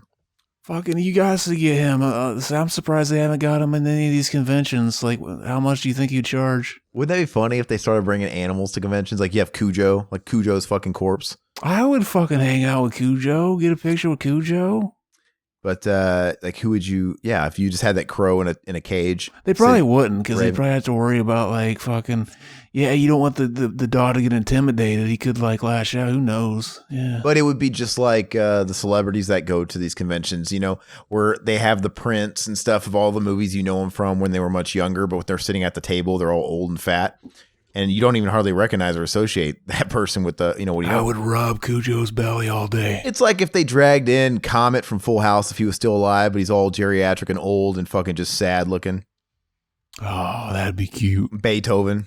I put my mouth over his beak and blow and make his lips go. But all these famous animals, man, they're all dead. But turtles live like 100 years, man. You could probably have the turtles from Rocky, Cuff and Link, just put their bowls on a table. That turtle from fucking Cannibal Holocaust. His remains. Oh, speaking of turtles, man, yesterday I went into a screening of that 30th anniversary TMNT 90. Oh, yeah. So I've come to the conclusion that COVID has made movie theaters even better because I feel safer in them. Dude, I went to a theater last week. There was one other couple that ended up going there, but it was awesome. I went to TMNT at 7 p.m. at an AMC. Did they advertise it as the Covey cut? The Covey cut? No. They should. We were alone. It was great. I'm like, this is fucking awesome, man. And you know what? Even if they're not putting out new movies in the theaters, I'd rather go see classics in a theater at this point anyway and just go see alone. But it was really cool. And it was kind of depressing too because there was nobody in the theater at 7 p.m. on a Friday p.m. seeing the 30th anniversary thing. I'm like, oh, and I messaged the writer because he lives in Arizona. I was like on Instagram, like, hey man, I watched this podcast on YouTube and you had said that you were going to try and make it out to, at least every theater once because it's showing all weekend, like multiple times. And I asked him, hey, which one? Because I want to go because I'd like to meet him and he'll probably sell some shit, because they have some cool merch. But anyway, as soon as I walked out of the showing last night, he finally responded to me and he was going to be at a different theater. And it's like, man, I was thinking the whole time, like, dude, this theater's empty. Like, I feel bad. Or is anybody going to show up to these fucking things? Is he looking at is he looking up the ticket sales? Like when you go online, he's like, man, I know I said I was going to try and go to at least every theater, but no one's coming. That's embarrassing. Yeah, it's not the best time to do it too. And he went, so he was going to a different location at 1 p.m. today. And like which I would have gone to if he got to me in time. I just would have went today at 1 p.m. But even then I looked at tickets and like how many seats were taken. And there was actually people at that one, but not very many. There might have been like 20 people. I'm like, man, that's depressing. Mm-hmm. This is the big action kind of conclusion, almost kind of what we think is that, but then the movie, the guy gets away. Yeah. Hey, this is where it's supposed to come to a head. But it actually kind of relates because, like this movie, it's like TMNT was a comic book movie, and it kind of has a grittier tone, And I watched it. It was great, special for me to watch that in the theaters because, like I said, it was the first movie I ever saw as a kid, so it was cool to be able to kind of relive that. And it was, and the more and more I watch it, the more I appreciate TMNT 90 because I really think it's got something for everybody. It's got a little bit of a dark overtone to it, but it's still for kids. I mean, there's still humor all throughout. That's very kid humor. It's still fun. But it's got. Did they take out the people's faces and the guy in the corner kneeling? No, I saw it. I pointed it out too to the lady. But no. So when they said, I think it was on the website, like, yeah, and they cleaned it up and the audio's enhanced. It first of all, I don't know if it translated well in the video I sent you guys, but it was even darker. Like, dude, and I don't know if that was a theater thing, but it was super dark. And a lot of that movie is dark anyway, which I like. But, in the sewer scenes, it was so fucking dim. Like, man, it's a good thing I know this movie like the back of my hand because I'd be like, what is going on? And it's like, no, it's like my fucking Blu-rays looked way better. So it was, I don't know. I'm glad I saw it, but there was nothing special about that particular version. Mm-hmm. And it kind of almost looked like shit was zoomed in a little bit. Like, yeah, I don't know. What if they only had the standard version? They just zoomed it in and put it on. It was just a DVD copy. Well, it wasn't. Well, no, I don't know. It wasn't taking up the full screen. I think it was cut off on the edges a little bit. But I don't know. Fuck it. I still loved seeing it. This is one of those movies because it came out in the 90s, like the MPAA, like would cut out a lot of the gore that was shot. Like the scene where the main bad guy dies, he like falls down and gets impaled on a spike. And they cut out him actually falling onto the spike and just show the aftermath. It's really jarring. It's really weird. I like all these scenes of them falling from buildings and how it looks. Amazing. We gotta see their faces. They're falling. What would you do if you were falling from a building? What would you do? That almost looked CGI. His face when he had his hands up. Might have been. That almost looked fake. But no, what were you saying? Sorry. What would you do if you were falling from a great height and you knew you were going to die? What would you do? Just laugh? You got to be cool like that song from Kiss. You got to laugh because you know you're about to die. That was pretty good. That sounded like... Exactly. See, that's a very goofy looking shot. Was that Detroit Rock City? Is that what you're saying? Oh, yeah. Yeah, we didn't have to resync there. That didn't happen. Aaron's a fucking beta movie player didn't stop it again. Never happens. I don't know where I was at with that. Oh, hey, when you had, like I said, I haven't listened to it just because I wish I could have been a part of it. But when you did that movie Graveyard TMNT episode, did you guys also bring up the tidbit about? I know I mentioned, like you guys said you did bring up the alternate ending shit. Did you bring up the deleted scenes like that supposedly exist? Like, because there's obviously when you're watching the movie and she's kind of doing her in her head monologue, April, when they're at the farmhouse, she just skips over Michelangelo when she's drawing the pictures. Yeah, that's where most of the stuff was cut out, apparently. So it's very interesting, and I never used to notice it when I was like a little kid, but you know, she's going through all the characters. She's going over. It makes sense why she's not going over Raph, but because she kind of goes over Raph when she's talking about Leonardo, right? Because he's in the tub, so he's covered. But she does Donatello, and there's the Casey scene talking about him. She talks about Leonardo. We get him and Raph and that, and then she just kind of goes. And then there's Casey Jones. Like, what? Michelangelo doesn't mean shit. Like, just fuck him.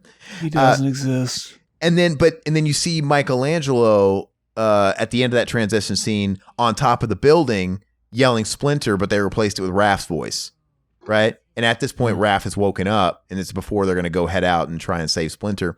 But, you know, they try to play it off like it's not Michelangelo, but clearly it's Michelangelo yelling on the roof. So, yeah, I don't know what they did, but I wish they, I don't know. I wish they could have saved that. I wish they filmed the turtles having a gangbang and put it in the movie. Well, busting big fat fucking wads of milk into April O'Neil. And they're all like, ha, ha, ha. Yeah, their fucking throats open up and shit. I'd come. So, but anyway, at least though, clearly the Michelangelo arc, he was taking it really hard. And, you know, I would like to have seen what led up to him yelling on the roof, but at least there was still enough. Like, they didn't lose. Oh, this is a good scene. He's reminded of life when he sees kids trick-or-treating. See, Yeah. I was wrong. This takes place over 2 nights. Okay. Fucking great scene. What a weird derpy fucking smile as he's looking at young children. It's weird. Amazing. The slow motion effect. Frame rate drop. So funny. No, but I was going to say, luckily, Shelley Webster. See, that's why they have that big house. She's from heir to the Webster Dictionary dynasty. there you go. Whatever they cut out of the middle of that TMNT movie, it at least didn't. It didn't take any way, because, you know, everybody's got something going on in that movie character wise. At least it didn't rob Michelangelo of what he had, because every scene that he's in is actually pretty fucking cool. Because he kind of seems like the empty one, but he's not, man. It's like, I love picking apart the scenes in that movie. Just that first real scene where Donatello's skateboarding in the tunnel, you know, nice night, that whole thing. You know, he's just talking about the pizza. He's got his fucking toothpick in his mouth. And Donatello is saying, is this a commentary for TMNT? No, it's Aaron? not. We still got that movie to do. We're gonna redo it. All you right, just save fine. this, baby. I'll save it. It's so fucking good though. Beta cock. I'm still stuck on the better comic adaptation of that in this. I mean, oh, this movie's fucking amazing. Quit lying. Why is he covered in that black tape that you put on wires when they short out and shit? electrical tape? Electrical tape. I don't know. Because he's sexy, that's why. Oh, see, this looks like he just put that makeup on. See, usually he didn't like the way the makeup looked, and neither did the director. They didn't like the way the makeup looked right after they put it on because it just looked too neat and clean. So they started doing it where he would put it on himself. Patting it down? He put it on himself every night before he goes to bed, so that by the time they wake up, it looks fucking faded and fucked up. Yeah, that's a good idea. I mean, that's when we did our Halloween live stream, that's like fucking how it looked for me. Because even though I washed my face, it still didn't come off. And the next day, it looked like the fucking crow all matted down. Looks cooler. I was going to write "Help Me" on my forehead with a magic marker. I was going to do Al Snow, But then I couldn't. See, I had another idea for my costume because Aaron was fucking telling me over and over, like, make sure you wear a costume. And I was like, I don't know if I can fucking find one. And I was like, at one point I told him, stop fucking telling me to wear a costume or I'll show up in blackface and get our fucking channel taken down. So, yeah, I ended up buying something off Amazon that didn't show up on time. So I had to fucking just make something else up. And yeah, I'm not going to tell you what it is because I'm going to have it on the next video or game one we do. And it'll just become a new prop for the show. I don't know why we didn't think about it, but talk about a total missed opportunity. I think we even discussed this in jest in the past. We should have just been ICP. All of us should have ICP makeup on. It would have been funny. That'd have been amazing. And that's something we all could have pulled off pretty easily, just buy some inexpensive There's paint. only 2 members of ICP. We'd have to do the lost member Greasy, who's only on one EP. I'll do we'll just have to make a hybrid after, Violent J and Shaggy 2 Dope are taken. That'll be like the Catman ICP and then Spaceman. I don't know. Oh, yes. I can't do that. Oh, it looks like the DVD cover. Kinda. Fucking great DVD cover. See, I wanted to get all fucking up on the basics. I wanted to fucking learn everything about this movie. I wanted to listen to the commentary on the Blu-ray. I just didn't have enough time. Who does the commentary on the Blu-ray? It says that the director did one for a DVD, so hopefully it's on the Blu-ray too. I'd assume they'd port it. Yeah. Isn't it shitty though when you get commentaries and they're by people you don't give a shit about that had a hand in the movie? Like, there's some movies that there's nobody living anymore, so they get like a film historian. Yeah. Sometimes those are pretty interesting. The commentaries they get for all these Scream Factory movies they put out, and I appreciate the effort they do trying to have their own special features and all that stuff, but some of them are huge missed opportunities, like on who they get. They probably try. There's no way that they don't ask people like John Carpenter, or don't ask fucking Kurt Russell or don't, so I mean, they just kind of take whoever says yes for a lot of that shit. Mm-hmm. Fuck. See, he killed the crow, so now he can die, basically. Or they think so far. See, it was a good thing they were able to just guess that. That was another one of those things that they had to guess because the Bone Man isn't there to fucking explain that. So yeah, basically the bad guys just have to guess. There was a scene we talked over too where they go and dig up his grave to see if he's in there and he's gone. So basically he's not a ghost. It's like he's basically a zombie, but like Ernie Hudson did say that his body was burned. Like, I don't know if he meant cremated or just like burned in a, like, yeah, like he gets thrown out of the building. We never saw him get burned. So assuming he meant like cremated. So like, how does that work? Who knows? Yeah, I don't know. So he's like the antithesis of a zombie. He's like not only does he come back from the dead, but he comes back in one piece and better than before, not decayed, repaired. Oh yeah. So and why'd they bury him if he was cremated? So he might have just meant burned, like while he like who knows? Okay. Who knows? Hey, so when the whole tidbit about the crow being like his life source or whatever, I get it, they cut it out so the bad guys quote unquote look like they're guessing, but do they show that in the movie somewhere where he knows that's the source? Does the audience know? Tony Todd basically guessed it, yeah. So the audience doesn't know. So when we see the crow get shot and him go, oh fuck, we're just supposed to assume that must be it, right? No, it showed Tony Todd bring it up earlier. Gotcha. Like, oh, that's probably how it works. But they're fucking wrong. They didn't actually kill the crow. The crow's still alive. Who would think that though? Like, who would come to that deduction? Fucking smart people. It's just like how Laurie knew that Freddy, was just using Jason to scare people again so that they remembered him. So that's like, oh God, how do we fucking stop Chuck Norris in this fucking shitty Top Dog movie? You got to shoot the dog. The dog dies, he dies. Like, all right. Mm-hmm. We got to do, when are we going to do fucking cop dog exploitation? We could. We got to do K-9. We got to do Top Dog. We got to do Turner Hooch. All those shitty movies. Top Dog is the fucking worst of the litter. That is the shittiest fucking movie. That's like, it's not even entertaining in a bad way. No. It's just like, this is just a fucking boring movie. Yeah, the dialogue is fucking cringe and not even a fun way. It's just bad dialogue, and it's delivered so bad. I don't know. It misses that mark, that redemption mark of it being so stupid and cheesy where it's fun. There's a classic joke, and it's really true that the dog does outact Chuck Norris in that movie. No, he really does. I mean, honestly, he does, because it's like, well, I know it's a dog, but is that dog technically doing a better job at playing a dog than you are playing a fucking human being? Yes. Mm-hmm. Yeah. It's that type of thing. But that goes back to the whole thing about the JCVD and all these action stars. You hire them because they're good at certain things. Chuck Norris doesn't use his fucking skills of fucking karate in that movie. He's just acting. Like, oh, what the fuck? Mm-hmm. Oh yeah, we should talk about like Brandon Lee and his dad. I wanted to watch that Cursed Films again because like there were some things they brought up there. Like Brandon Lee died at the same age. It's like there's like this parallels, like a family curse. I think Brandon Lee's last movie even was a movie where he dies on a movie set in the movie. Or Bruce Lee. I think his last movie or one of his last movies. At some point in his career, he had a movie where, in the plot is he dies while making a movie on a set by getting shot accidentally. It's like a meta. It's like a meta movie. Like he's playing the actor in a movie, and they're making a movie, and he dies in the movie. Yeah.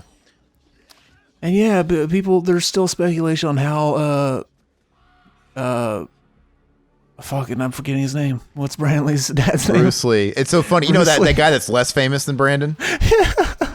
You keep calling him Brandon Lee's dad. Like, yeah, he's nobody important. There's some speculation on how he died. Yeah, I heard his dad was some cuck that was in a movie once. I don't know, some dude riding on his coattails. Exactly. But yeah, like there's speculation he might have like had he might have fucking heat stroke or something. Yeah, I couldn't remember what it was. That was weird. You're like fucking Joe Biden over here talking. Exactly. Fucking funny, man. Anyway, yeah. Bruce Lee, Brandon Lee, whatever. He might have had heat stroke because apparently he got his sweat glands removed. Oh. Is that even a thing? How do you get that? Was he have overactive glands where on the under set lights he was like sweating too much or something? Apparently he just wanted to look better on film is what they said. You're talking about Bruce Lee? Bruce Lee, yeah. I heard I think maybe it's like represented somewhat in his biopic and shit like that, but he was kind of a cocky son of a bitch, right? Mm-hmm. He was, probably some vanity and shit like that. And yeah. But like you would have had like, there's no way anybody in America would be like, we can't let you do that. Like he had to have been one of those guys that was so cocky. He like didn't listen to like all the doctor's wishes and like went to Russia or somewhere where they do this experimental treatment on him or something. And then it ended up, he probably died of heat stroke because apparently like days before he ended up dying, he actually like did like pass out and had a seizure or something because of heat stroke or something. So yeah, like without your fucking sweat glands, your body's just gonna overheat and you're not even gonna know that you're. Yeah. Yeah. Oh yeah. Interesting. Yeah. No, it makes sense. It's kind of like when you have to get part of your colon removed, like due to cancer or whatever, and you have to walk around with a colonoscopy bag, the poop bag, colonoscopy. So it's like, yeah. See real quick, they didn't show him fall on that, and that's a cool shot. But like also that thing he just pulled out of nowhere earlier, where he touched Ernie Hudson and saw like his the memories. vision. Yeah. Yeah, they brought that back, and like it just seems like it comes out of nowhere again because it's just kind of weird, like how they ended up having to do it.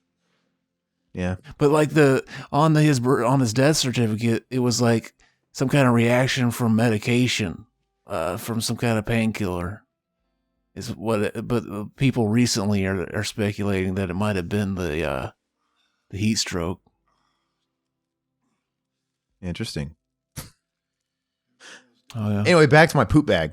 Colonoscopy. Oh, yeah. No, I was saying like the sweat gland thing. Like it's funny how, there's certain little things that tell our body certain things, and it feels like all that shit should come naturally. But like when you remove part of your colon, you supposedly, I don't think you can really feel a poop coming on, and you can't hold it. Your poop just comes out. That's why you got to wear a bag.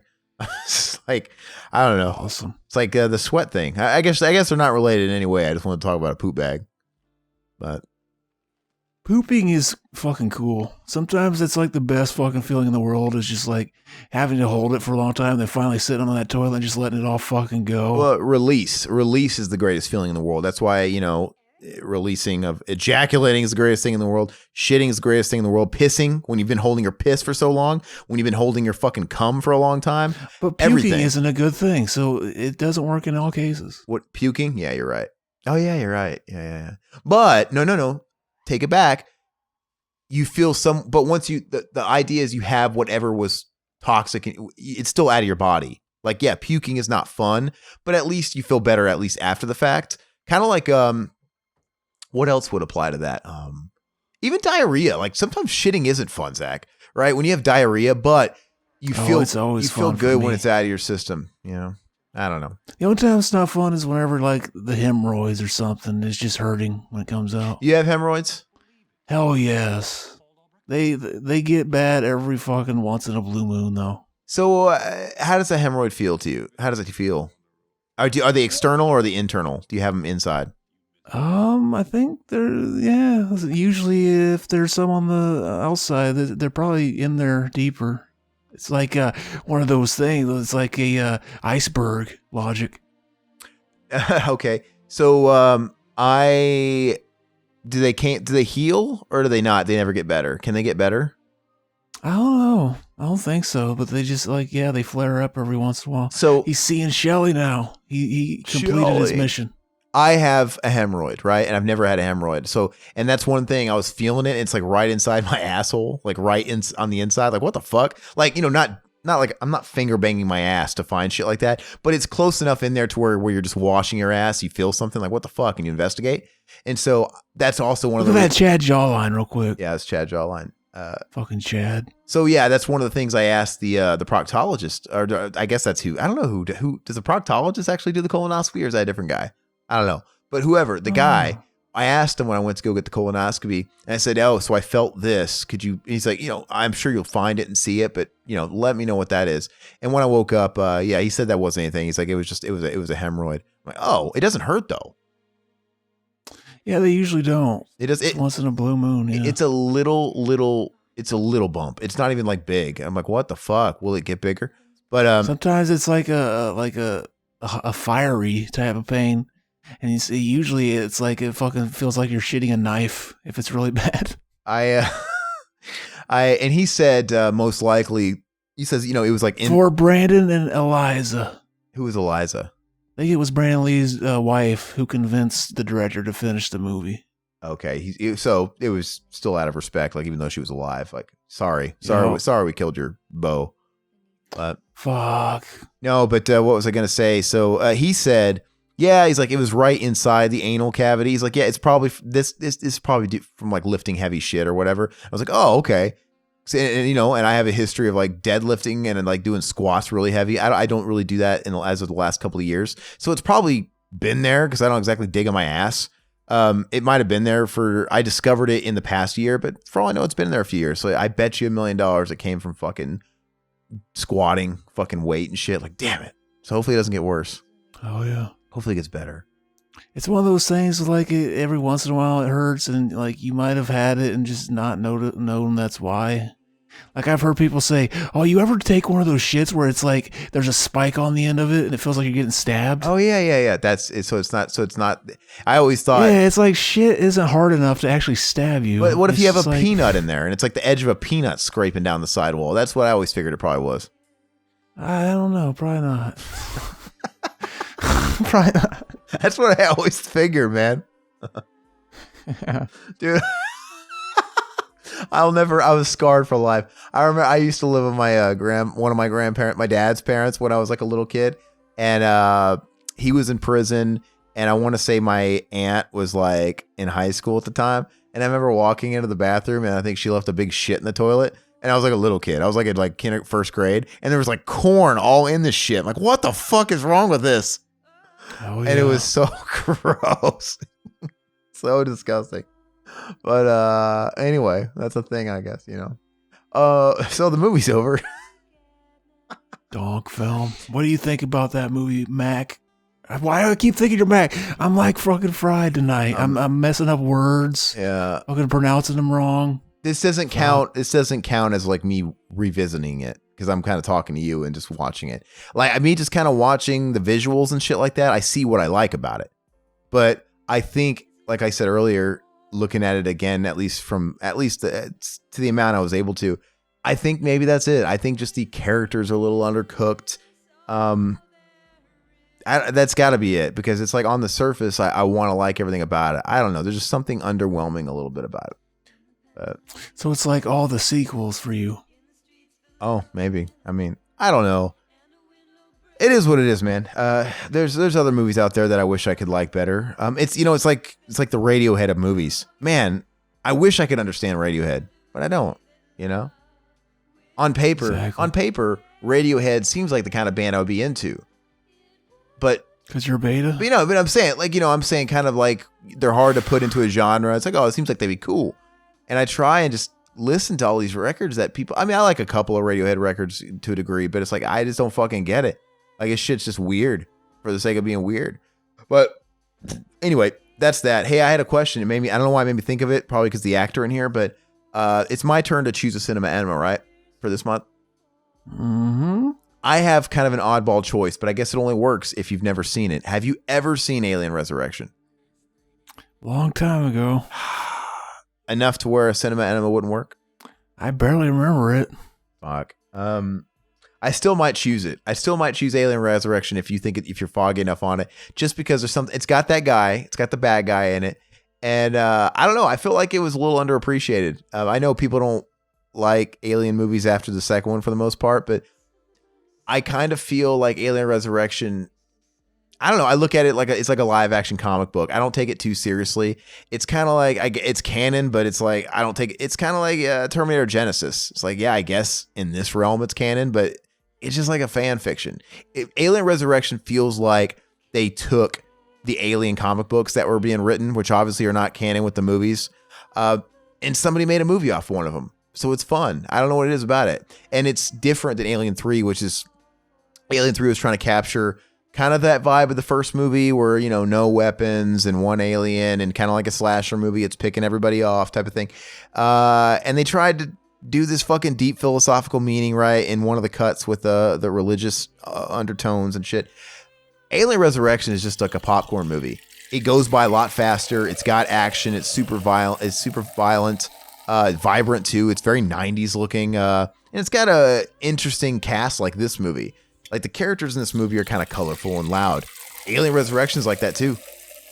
They're kind of over the top. Ripley's over the top. You got Brad Dourif in it. He's over the top. You got Ron Perlman in it. He's over the top. So I don't know. It's kind of fun. I kind of like it. I always wanted to shoot my pearl cummies at Ron Perlman. I mean, he's still alive, so there's still hope. Exactly. I'm surprised Ron Perlman doesn't do conventions. Because he's got Hellboy under his belt. That's the biggie for him. Let me see. I guess I should read a couple of questions before we see. End. That's what he should call his cock. He can say, "I got Hellboy under my belt. That's my cock." Okay. All right. Hey, James Putnam. Is he related to a certain other Putnam we know? Seth yes. Putnam. All right. Let me find a couple of comments here. Talk amongst yourself, Zach. Wow. There's also a Corey Putman who's the vocalist of Norma Jean. Oh, okay. Yeah, I think I have. Small World. I've heard the name. All right. Oh yeah, Stone Temple Pilots is on here too. Conversations kill. Where you going for tomorrow? Yeah, Jesus and Mary Chain's very 90s. Let's see. Medicine, never heard of them. It's always fun looking at these 90s soundtracks because most of the people had some careers, but you always see like that one or two bands on there that they were trying to push, and I guess they just never turned anything. Helmets on there, Milquetoast, Rollins Band, Love Not Lisa. That might have been the fucking band we saw playing in the movie. The Badge, there's Pantera. Way too long. Okay. Anyway, hey, I'm not really gonna. You got some love on your Riverman, the Meme Machine video, which is cool. Hell yeah. You know, just people basically saying they really like the video and stuff. Yeah, it was really funny. Did Berryman watch that? Yeah, he did.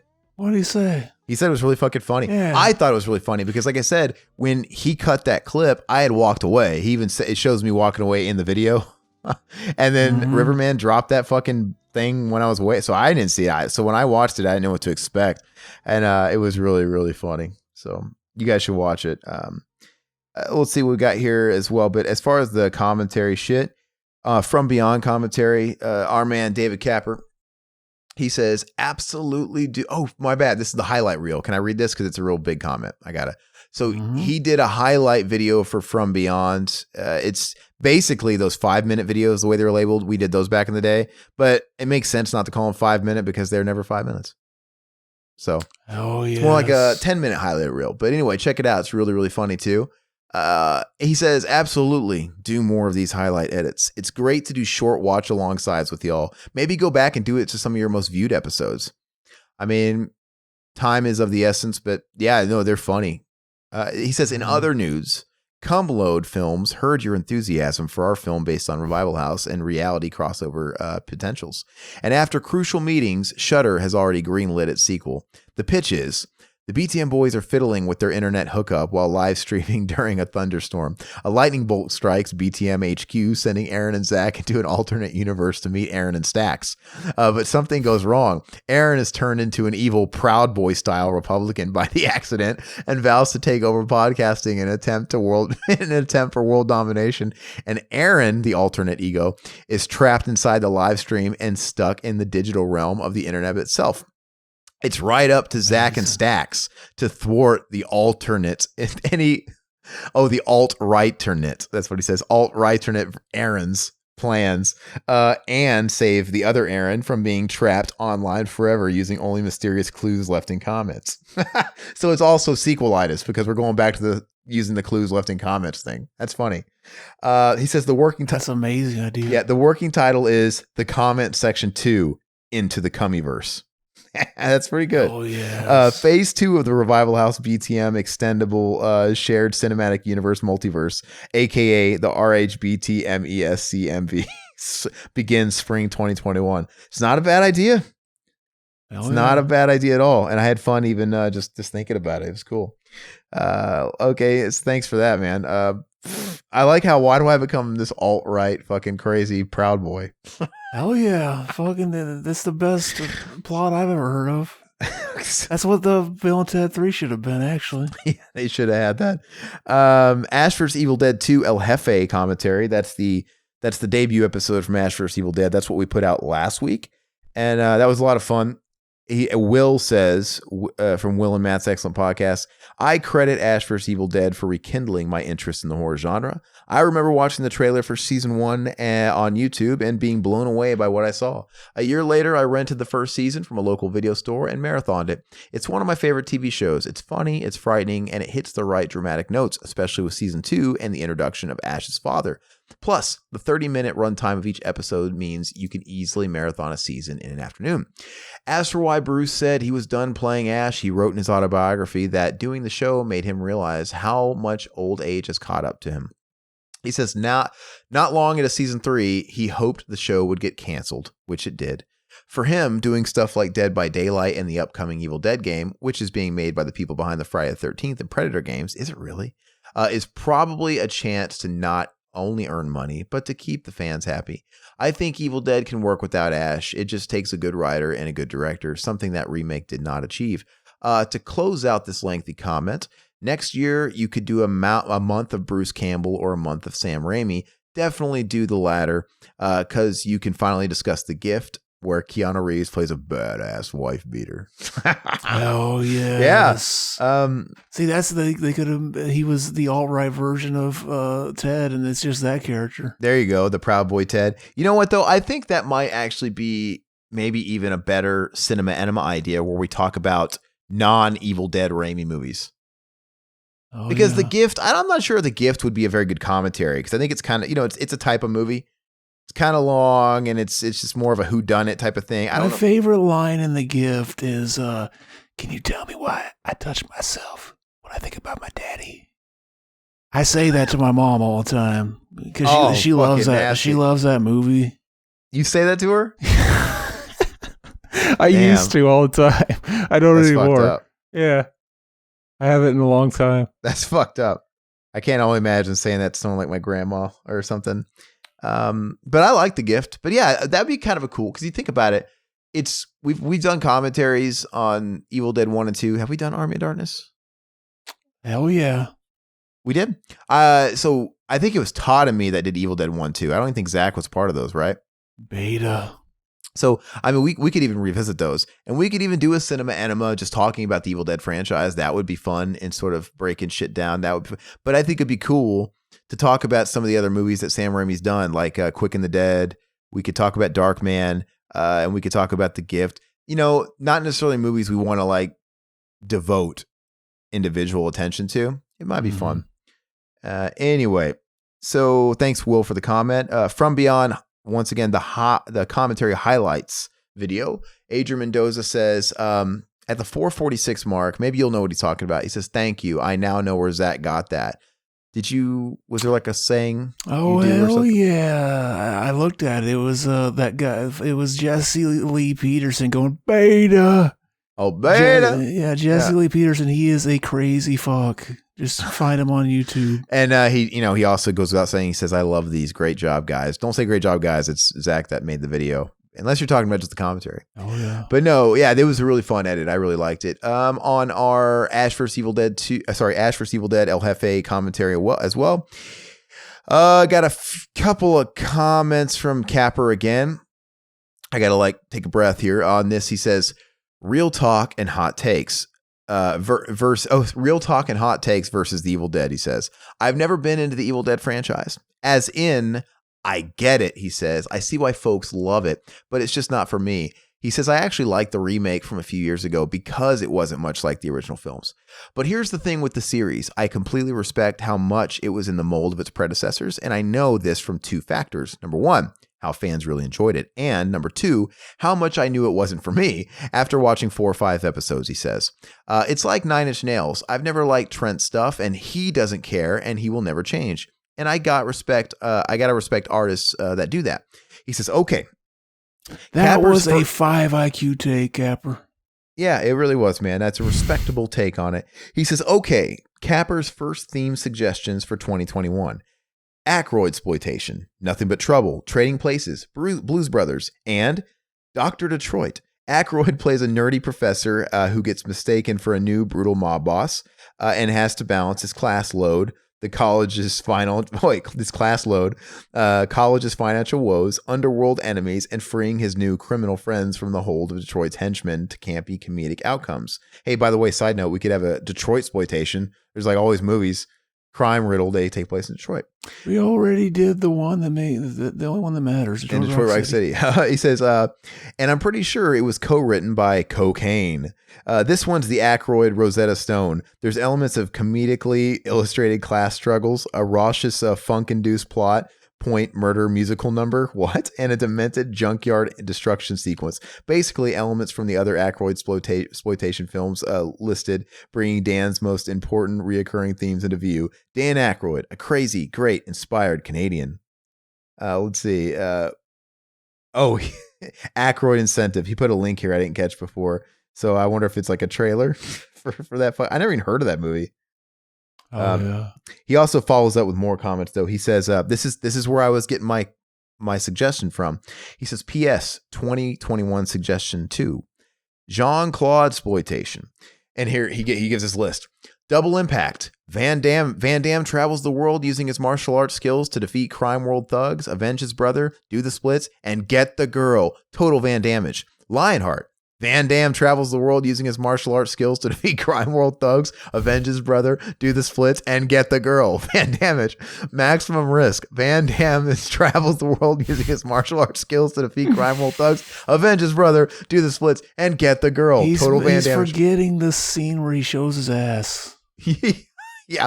And lastly, Bloodsport. Van Damme travels the world using his martial arts skills to defeat crime world thugs, avenge his brother, do the splits, and get the girl. Wait, there's a pattern here. He's like, "I stand by this idea."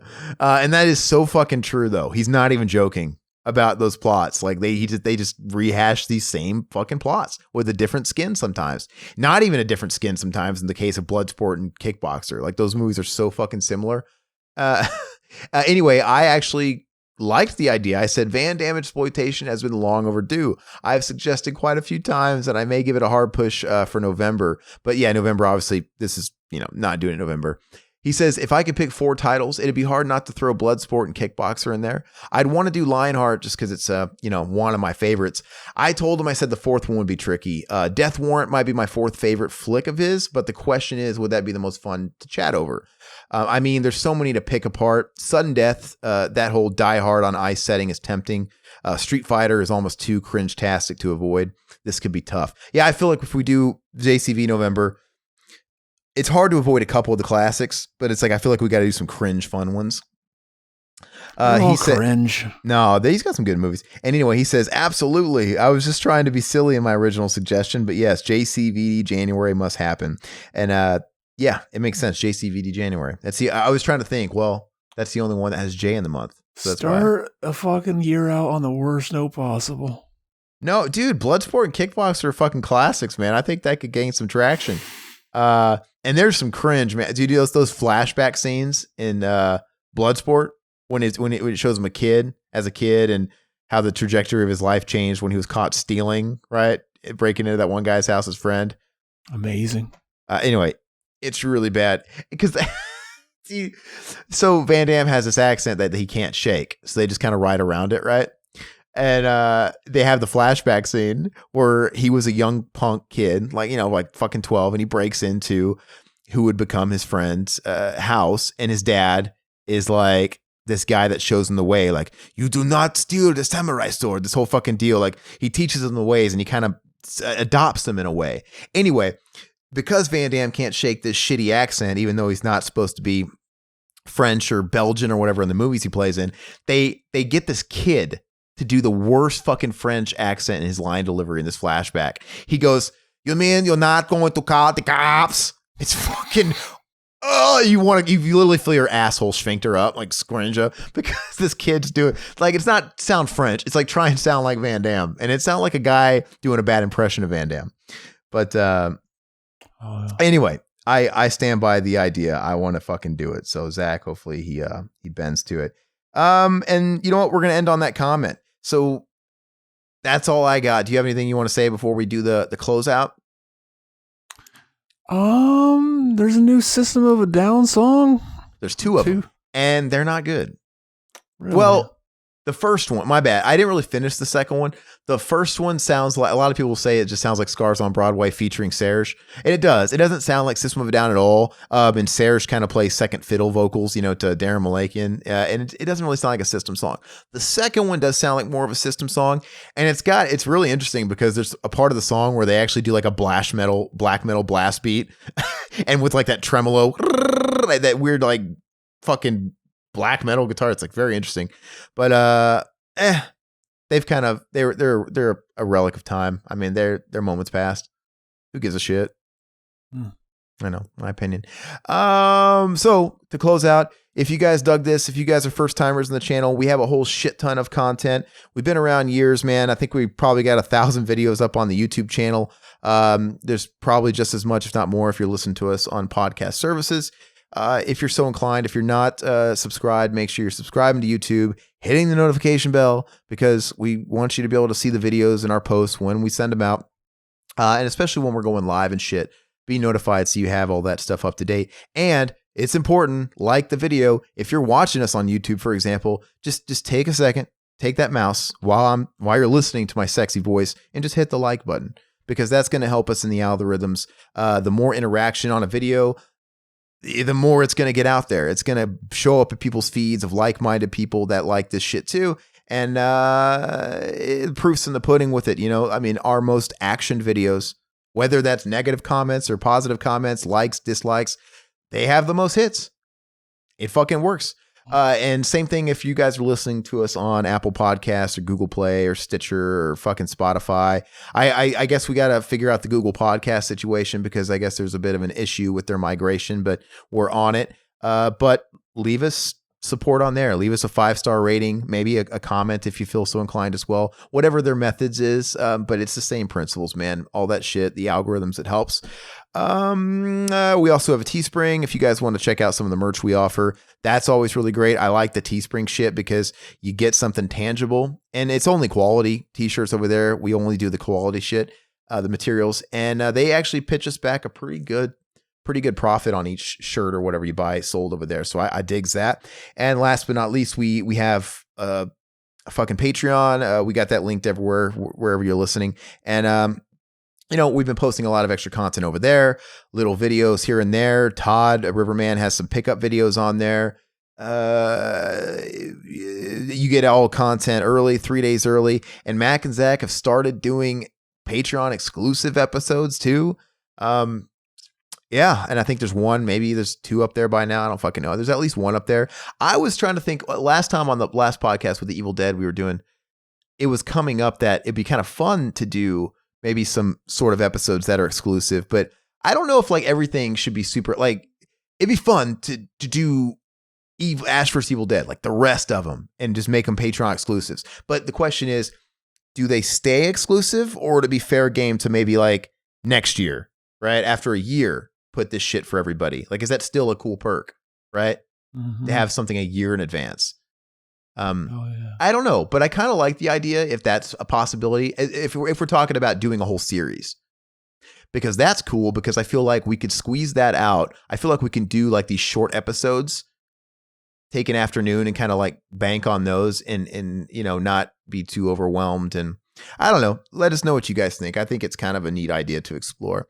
I know one of our Patreon users, Brian Kennedy, he said he wouldn't give a shit. He's like, I don't care. He's like, I wouldn't care if you made this stuff available for everybody, whatever. Feedback is appreciated, because I want to keep the value over there, and we're going to keep introducing more content over there. So head on over there for the cost of less than a fucking cup of basic bitch black coffee per month. You'd be supporting us and getting some extra goodies along the way. But I think that's it. Do you have any new episodes coming out? You'll see. What's the exclusive Mac and Zach up there on Patreon right now? Forbidden Planet. Ooh. So if you guys want that extra goodie, you have to go over to Patreon. All right. Well, that's it. We'll nail down what we're going to do for Cinema Enema. I thought Alien Resurrection was kind of fun. Now that I know Zach has seen it, technically I might come up with another idea, and we always are looking for suggestions on that too. Like, it doesn't have to be our choices. I think we can start opening the forum, right? We'll always explore it and, play with that. Anyway, that's it. We'll catch you guys next time. Bye puppets. End of the week at the Revival House. Next month's theme, you gotta figure it out. Italian zombies or Pauly Shore, a slasher with a knife and the girl next door, and 1 second in, get it all queued up and ready, hit play in 3, 2, 1. Bye bye puppets, Zach Pete and a solo cut band. Couldn't miss Cameron's love and Josh's Scott failed and Riverman's bail. Bye bye puppets.